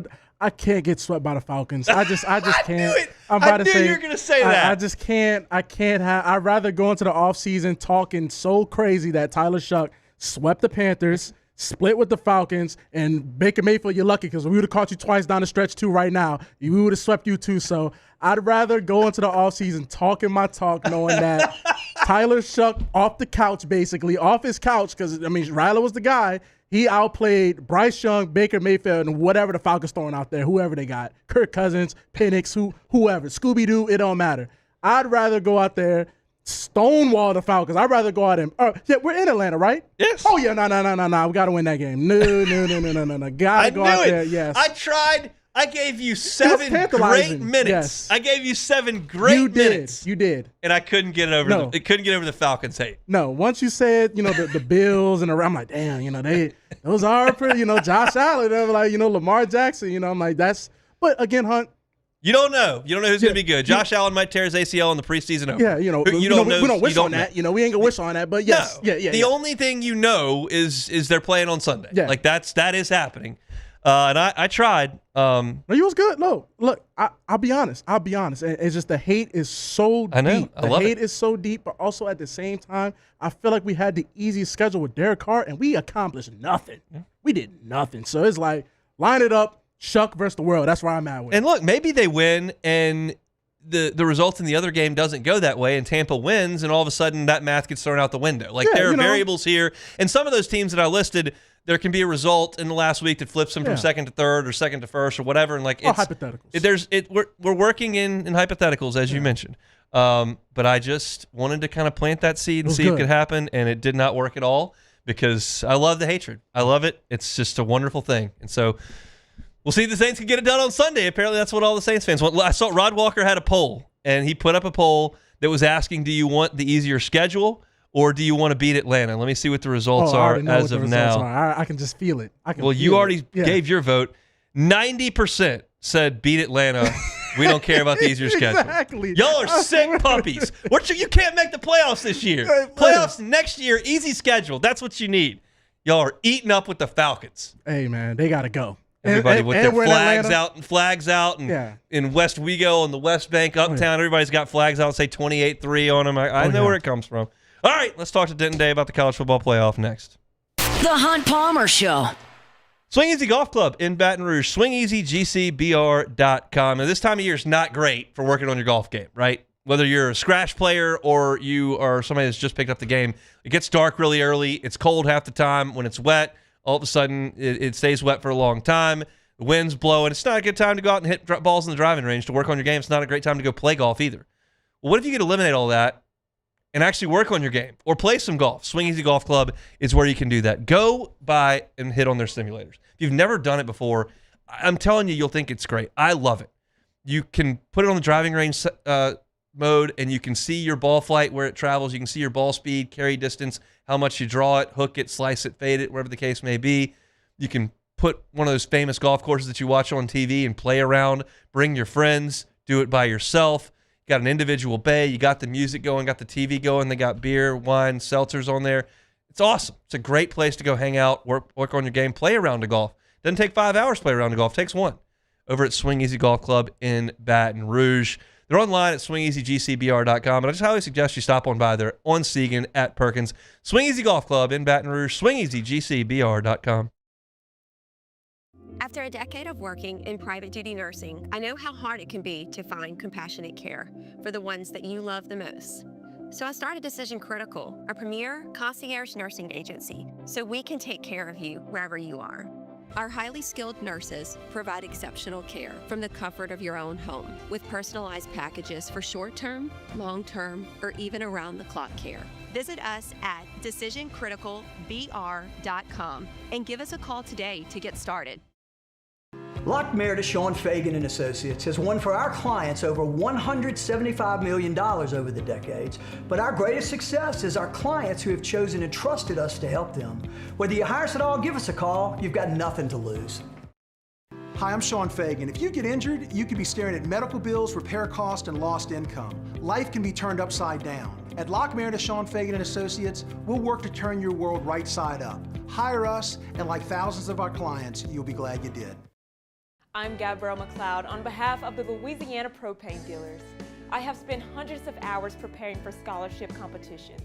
That preparation paid off when I won the Fitness and Talent Awards along with the title of Miss Louisiana. The Louisiana Propane Dealers are also pretty talented and want you to be prepared for when the power goes out. Visit louisianapropane.com to find out about propane generators and other safety tips. Louisiana Propane, it truly is the fuel for our future. Today, we are shaping tomorrow. We are researching how extreme stress impacts the immune system, from trauma victims to athletes and even astronauts. Our work is leading the way in sepsis treatment, saving countless lives. We're unlocking the mind with music in exciting new ways. Our Lady of the Lake Health and LSU are improving the health of our state. That's the impact of champions. Imagine the impact we'll have on the future. Together, we roar.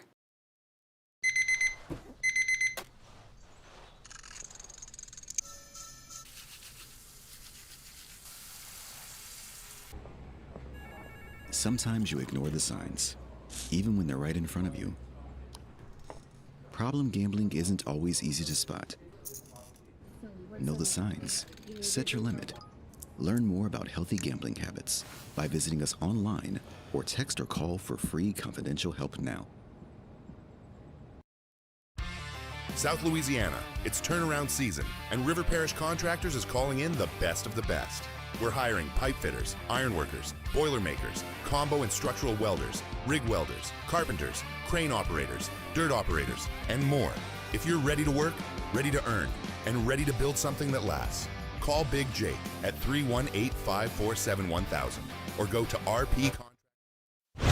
You're listening to The Hunt Palmer Show on 104.5 ESPN, Baton Rouge.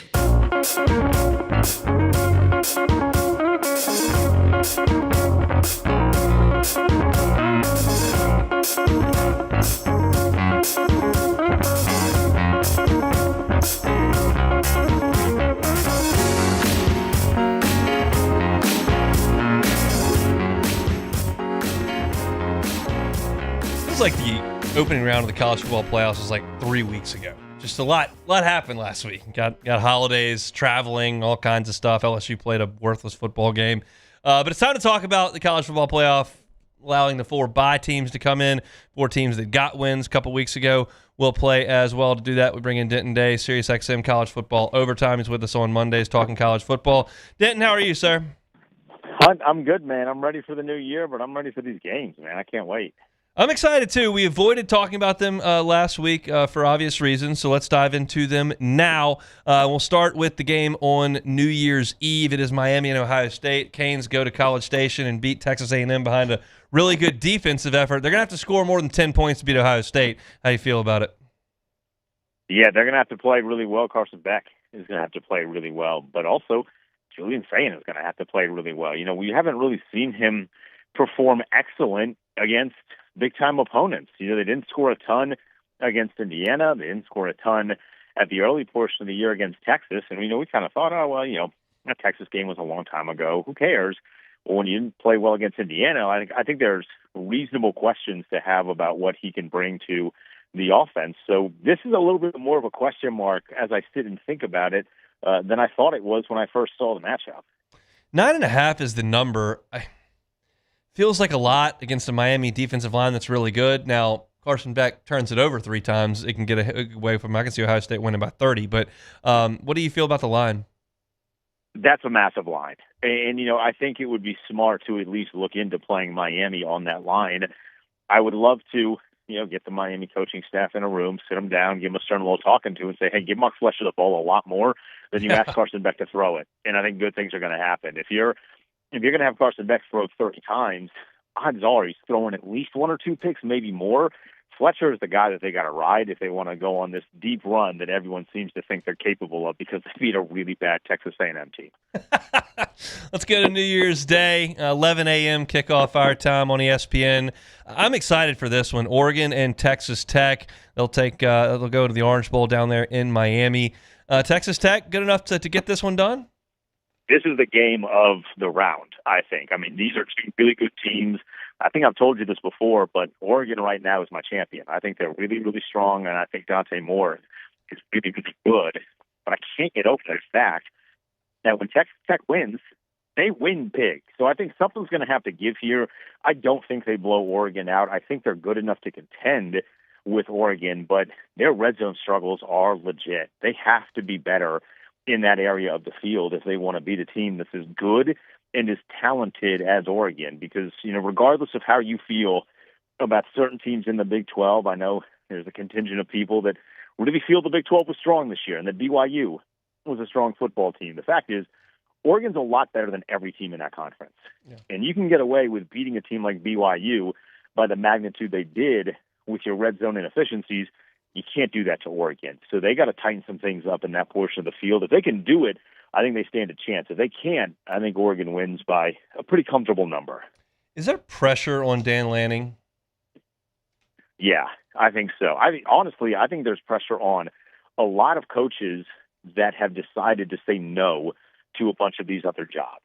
Dan Lanning said no to Alabama when Kalen DeBoer got it, and he has come out pretty strongly and said, I'm not ever leaving Oregon. Well, that's a great sentiment to have, but if you're not going to leave, you damn sure better start winning some big-time games, right? And based off of the performance they had last year in this spot, I think there's a lot of pressure on him, especially this weekend not this weekend, but this week when they're more talented, it feels like, on offense than Texas Tech is, so I absolutely think there's pressure on him. All right, let's go to Alabama, Indiana. Apparently not going to be super awesome weather out there for the Rose Bowl game, 3 o'clock on ESPN. Indiana, just an even touchdown favorite, Nuns -7. How do you feel Alabama responds after a nice win over Oklahoma on the road? They look really good. Ty Simpson looked really good for the first time in a while, but this Indiana team is also really good. And I think you look at Oklahoma's defense, and Oklahoma has a great defense. Indiana, I think, is in that same tier as Oklahoma. The biggest difference is they have a quarterback that can competently make throws down the field. And it's going to be very interesting to see how Alabama handles an offense that can score against their defense, because it was very clear that Oklahoma had relatively little hope in the second half of scoring, because Mateer he's not that guy. He's not. He was the beginning of the year, but he has accuracy issues. He has decision-making issues. Fernando Mendoza has neither of those two things. I think that number, surprisingly enough, is accurate, and I'm laying the points with Indiana. If Indiana wins by 14, how do you think the general mood will be in Tuscaloosa? Awful. Okay. Really, really bad. Like, really, really bad. And they'll start doing the hindsight 2020 situation. We should have let them go to Michigan conversation. It'll be all over the radio down there. It'll be all over the blogs down there. They're going to hate Kalen DeBoer with a fiery passion if they lose by 2 scores. What if they lose on a last-second field goal? I feel like it's a little bit easier to stomach at that point. Okay. Because odds are, if you lose by a last-second field goal, and now I know in Tuscaloosa is a little different, but you can give a tip of the cap to the other side and be like, you know what, we just lost to a team that got the breaks that we didn't. When you lose by 14, odds are it doesn't feel close a majority of the second half, and I don't think you can stomach that one. All right, Sugar Bowl, 7 o'clock, ESPN, Ole Miss and Georgia just down the road from us. Bulldogs are a 6-point favorite in this one. These two matched up in Athens when Lane Kiffin was on the sideline earlier this year, and Ole Miss led that game by 9 points in the fourth quarter and couldn't hold on. Georgia beat them. How do you see it this time around? I don't think that it's going to be nearly as fun this time around. I think, when they beat Tulane, Ole Miss understood that was supposed to happen. Georgia's a really good team, man. I think they caught Georgia at that point in the season the first time where Georgia was still trying to figure some things out, like they were kind of reeling after that Alabama loss. Well, I don't think that's the case anymore. I think that's a legitimately really good football team, and I just think that Ole Miss they have reached the end of the tracks with no Lane Kiffin. What do you think's the future in Oxford? I don't know that long term it's going to be golden. Okay. Honestly, I would love it. Yeah, I think he's a really good coach, but I don't think he's the long-term answer at head coach. And I think he will kind of see them revert back to what we have always thought they were in the SEC, which is a fine team, but not at the top of the food chain the way they have been the past couple of years.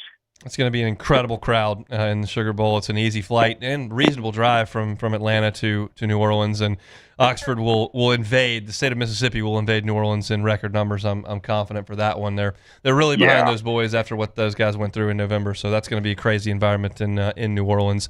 I got to get your thoughts on Kyle Whittingham. What are your thoughts on him going to Michigan? Stunned, honestly. When his retirement plan was made public, I had kind of thought that he was taking the college hoops like Jay Wright route, where he's like, hey, this is going in a direction that I don't really like anymore, so I'm going to create an avenue for me to get out of this, but make it as easy as possible for the guy that's coming up next. So when that all came into fruition, I did not think he would turn around and then take the Michigan job. So I was stunned, but I think that's the best hire that they're going to get. You separate yourself from the Jim Harbaugh guys that were riddled for a number of different reasons with controversy, and you get yourself a really good head coach that if you are you smash mouth run first team the way Michigan has kind of branded themselves, he fits that mold tremendously. So I think it's a great hire by Michigan. All right, last question here, Denton. I'll just give you a hypothetical. So take travel out of it. I'm going to teleport you into a 50-yard line seat at any of these 4 college football quarterfinals. You get to watch one of them from the 50-yard line in person for free. Which game you want to go watch? Oregon, Texas Tech. I got a beer in one hand. I got an over ticket in the other. Now, I can't make it happen for you, but it's a fun hypothetical. Enjoy the football coming up, and Happy New Year. We'll talk when they're done. Yep, Happy New Year. I'll talk to you. Denton Day, SiriusXM's College Football Overtime. Gives us a little bit of time talking some football. That question you're posing to me, which one would I go to? I think it's Ole Miss, Georgia. I'm just curious about that. I think the environment's going to be incredible. I want to go see the Rose Bowl. I've never seen it, but I don't think Alabama, Indiana fits the bill for me, the game I want to go watch. There's too good a chance to me that Ohio State trounces Miami for me to waste it on that. I like the 2 big brands. I like Jerry World. I would like the fact that I don't have any rooting interest at all in that game. I do not care who wins at all. That makes it an easy game to sit down and watch. I don't know that it's Oregon, Texas Tech. I think that's going to be a really good football game down in Miami. I think it's Ole Miss, Georgia. Put me in the dome, get me in the Loge level, get me one of those beers, preferably for free and not the $15 they sell them for. And I think that's the one that I would pick. Jordan, I can teleport you in, no travel, no cost. You can watch one of these 4 football games. What's it going to be? I'm about to say Alabama, Indiana. Rose Bowl? Rose Bowl, never been. I've always seen the nice scenery when the sun apparently starts that's to not going to set. be there this time. Apparently it's going to be cloudy and rainy. Seriously, What? that's the forecast. forecast. Well, never mind then. Well, thank you, weatherman. I did not know that. I would like to change that. Ooh, I can't do the Sugar Bowl because it's too many times in the dome for you. Too many times in the dome, and also I just want Ole Miss to just Yeah. So that's just too much. Can't Russ be in there when Ole Miss beats Georgia? Yeah, I want to. Oh my God, and especially if Ole Miss actually wins the game, that's gonna just ruin my night. So I kind of like the no rooting interest into it. Orange Bowl. You know what? Ohio State, Miami. Okay. Can't miss that. Can't miss that. Arlington, Jerry World. I've been there.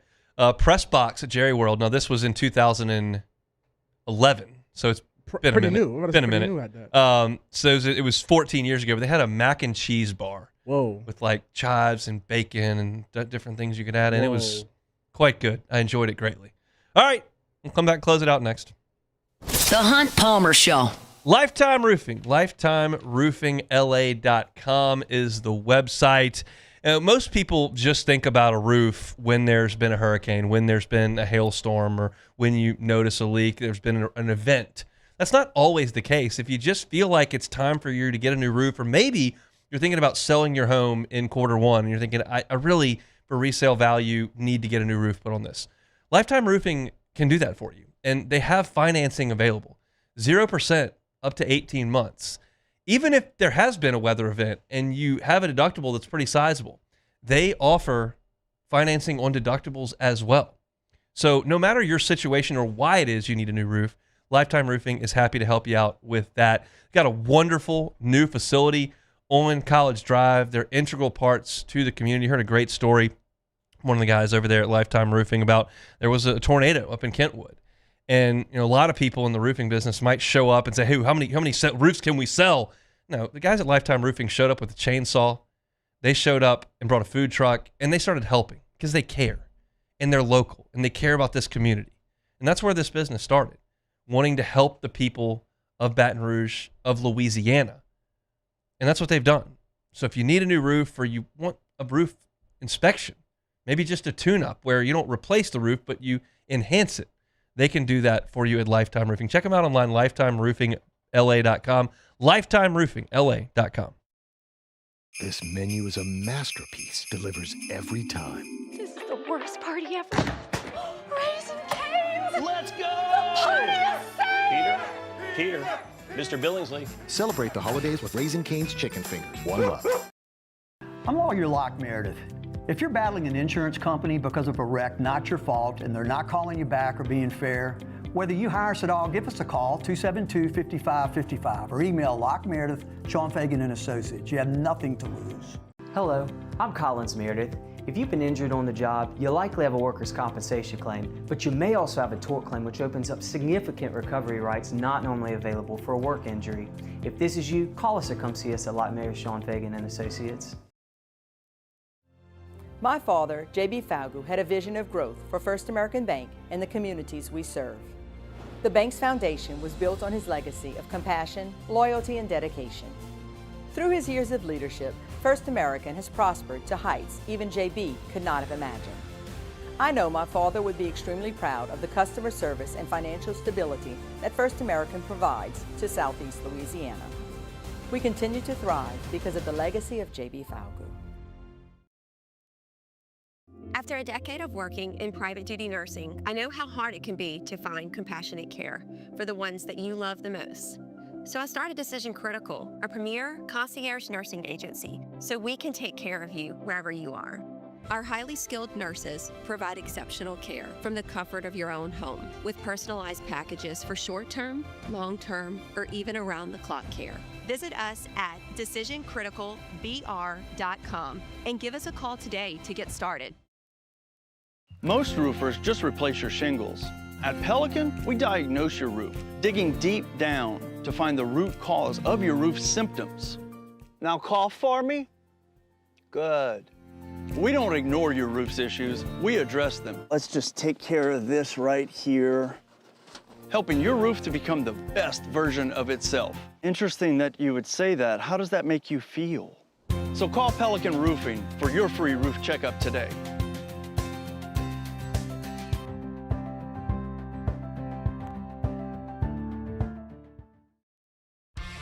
South Louisiana, it's turnaround season, and River Parish Contractors is calling in the best of the best. We're hiring pipe fitters, iron workers, boiler makers, combo and structural welders, rig welders, carpenters, crane operators, dirt operators, and more. If you're ready to work, ready to earn, and ready to build something that lasts, call Big Jake at 318-547-1000 or go to rpcontractors.com. River Parish Contractors. Let's get building. Flight by Yingling is. You're listening to The Hunt Palmer Show on 104.5 ESPN, Baton Rouge.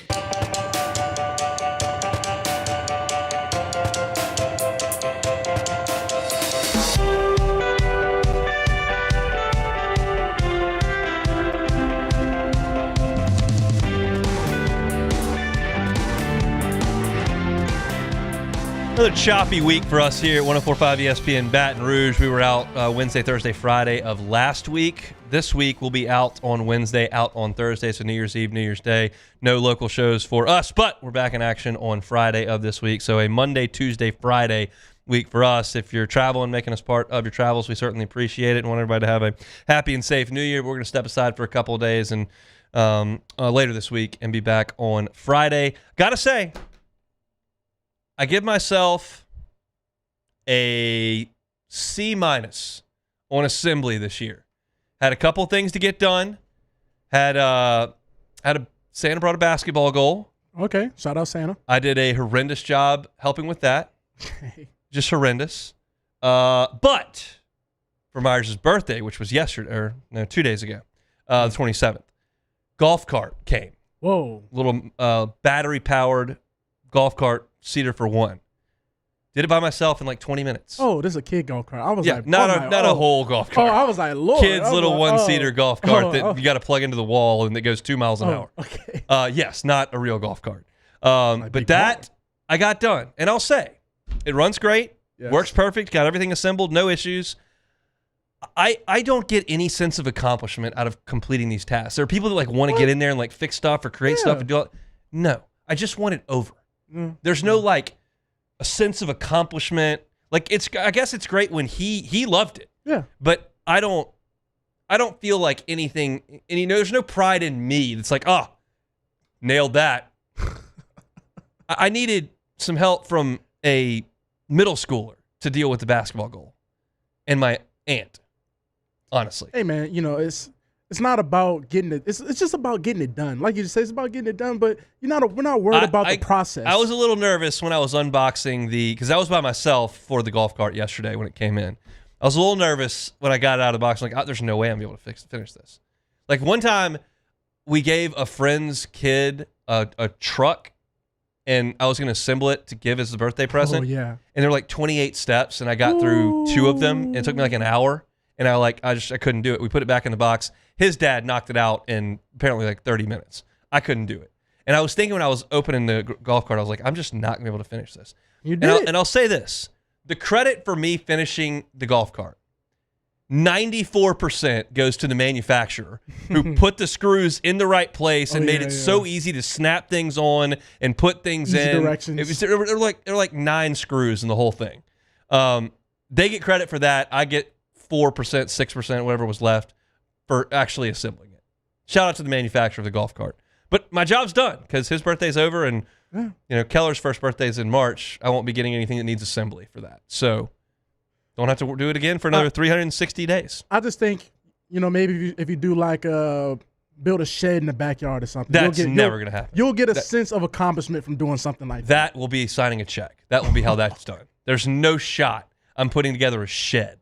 It got to be one of them, just like a little, Home Depot shed, not even one of those. No chance. You will get a sense of accomplishment. You'd be like, I did that. I said I couldn't do it, and I did it. No, not going to happen. There's just no chance. Take it or leave it. Take it or leave it. Take it or leave it. Presented to you by Flight by Yingling, the next generation of light beer, crafted by America's oldest brewery. Today's hottest stories in sports, news, and sometimes even Hunt's life. The question is, will he take them or leave them? You know what happened after I finished that golf cart yesterday? Nice beer. Flight by Yingling, next generation light beer. Now that was actually worth it. I was sweating a little bit from screwing the screws in, go to the fridge, boom. Flight by Yingling, next generation of light beer. Looking for something crisp, something light, something refreshing. Flight by Yingling. You're picking something up to bring to a New Year's party coming up in a couple days. Flight by Yingling, 95 cals, 2.6 carbs, next generation of light beer. Okay, so in a must-win game yesterday to win the NFC South, Carolina Panthers quarterback Bryce Young went 14 of 24 for a grand total of 54 yards as the Panthers fall to 27-10. And the real kicker is the Panthers have to decide if they're going to pick up Bryce Young's fifth-year option this offseason. So, Hunt, we're going to jump in front of it now. Okay. Will the Panthers pick up his fifth-year option, take it, or leave it? Take it. I believe they will. I'll take it. Should they? Should they? No. You're going to leave that? Leave that right there. He's not the answer. If you're going to try to win at the highest level of the NFL, he's not going to do it. They're better this year, and Canales is a really good coach, and I don't know what the owner's going to let them do, and it may just be a disaster anyway. But if I'm the GM and I realize I'll say this: I'm not familiar enough with the Carolina GM situation right off the cuff to know if this is the GM that picked Bryce Young a couple years ago or not. I don't know. If it is, you feel like you're obligated to do that because this is your guy. It's your job. But no, he's not the answer. So whatever. I realize there are now some resurgent stories. Geno Smith had a great year last year, and Sam Darnold's and then Baker Mayfield. It does happen, guys. Figure it out later on. But when I watch Bryce Young play in the NFL on Sundays, I don't see it.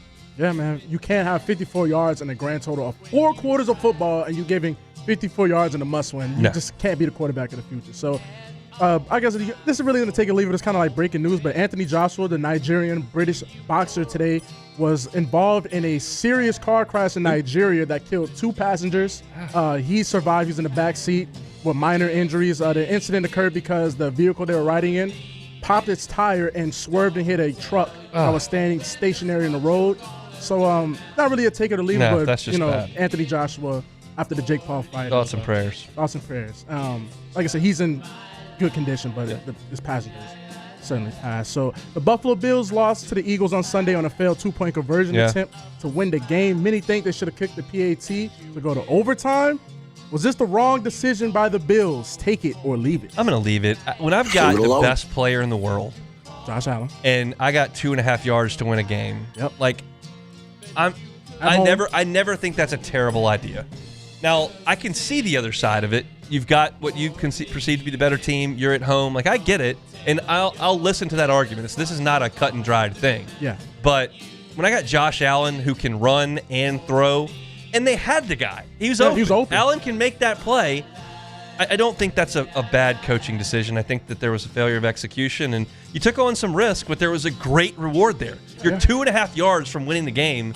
I would have given it a shot. I don't hate giving it a shot. Yeah, no, me either, especially the circumstance. A lot of people say, well, the Bills that came back, they had the momentum, and you should have went to overtime. But like you said, we're at home. Like, we got if Josh I'm going to Allen. bring that to a local angle, if I got Jaden Daniels at LSU, yes, and I'm playing anybody, I'm playing Mississippi State or Ohio State, and you tell me I can snap the ball to that guy, I need 2.5 yards, I'll take my chances. Yeah. Like, I'll take my chances. Ryan Kelly did, and that's how you beat Alabama. So it happens. That is it for it. Take it or leave it. All right. I guess it's mainly rooted in the fact that your quarterback can run. When you're like with Nussmeier, I got to really think about it. I have to complete a pass. In this case, if I get Josh Allen just making a play, I've got a lot of different ways to beat you. That's going to be hard to deal with. So I'm good with it. All right, that's it for Monday edition of the Hunt Palmer Show. If you missed any of it, catch it on demand wherever you find your sound. We open talking about the Texas Bowl, LSU's defense, the young defenders. Didn't do a great job of stopping Houston. I talked about that. The Saints did a couple segments. One on Shough, the turning point of the franchise, and two, do the Saints need to win on Sunday? Talked about both of those. You can find that at Hunt on Saints, and LSU's offensive line is gone. So where does that leave them? Hunt on LSU is where you can find that. I'm out. Back tomorrow. Musso's going to drive you home on after further review. We'll see you tomorrow. The Hunt Palmer Show. One Bath and Closets. OneBathAndClosets.com is the website. David Duvall and his team, 30 years redesigning and remodeling bathrooms and closets. Now that the Christmas season is behind you, got your house cleaned up, everybody's gone, and you're looking around going, what can we do better here? Well, how about a brand new bathroom? How about a renovated bathroom? Maybe you've got some malfunctioning parts and pieces in your plumbing that just need to be replaced. And it's not a deal where you can call the guy down the street and say, hey, come deal with this. Here's a couple bucks. Get that tub that you don't use or that doesn't work taken out. Put in a normal glass walk-in shower. Convert that old shower to a linen closet and put the shower where the tub was. David Duvall and his team can handle all your flooring. They can put in the vanity. All that is within their purview. And they've been doing it for 30 years. They're licensed, bonded, insured. Even if it's not a full-scale renovation, you just want to do a tub-to-shower conversion, David and his team can do it. Reach out at onebathandclosets.com. Get that free consultation with David. It's One Bath and Closets. You can find them online, onebathandclosets.com. I'm Lawyer Locke Meredith. We are honored and humbled to receive from our clients in Google, based on 5-star client reviews, the designation of our law firm is highly recommended.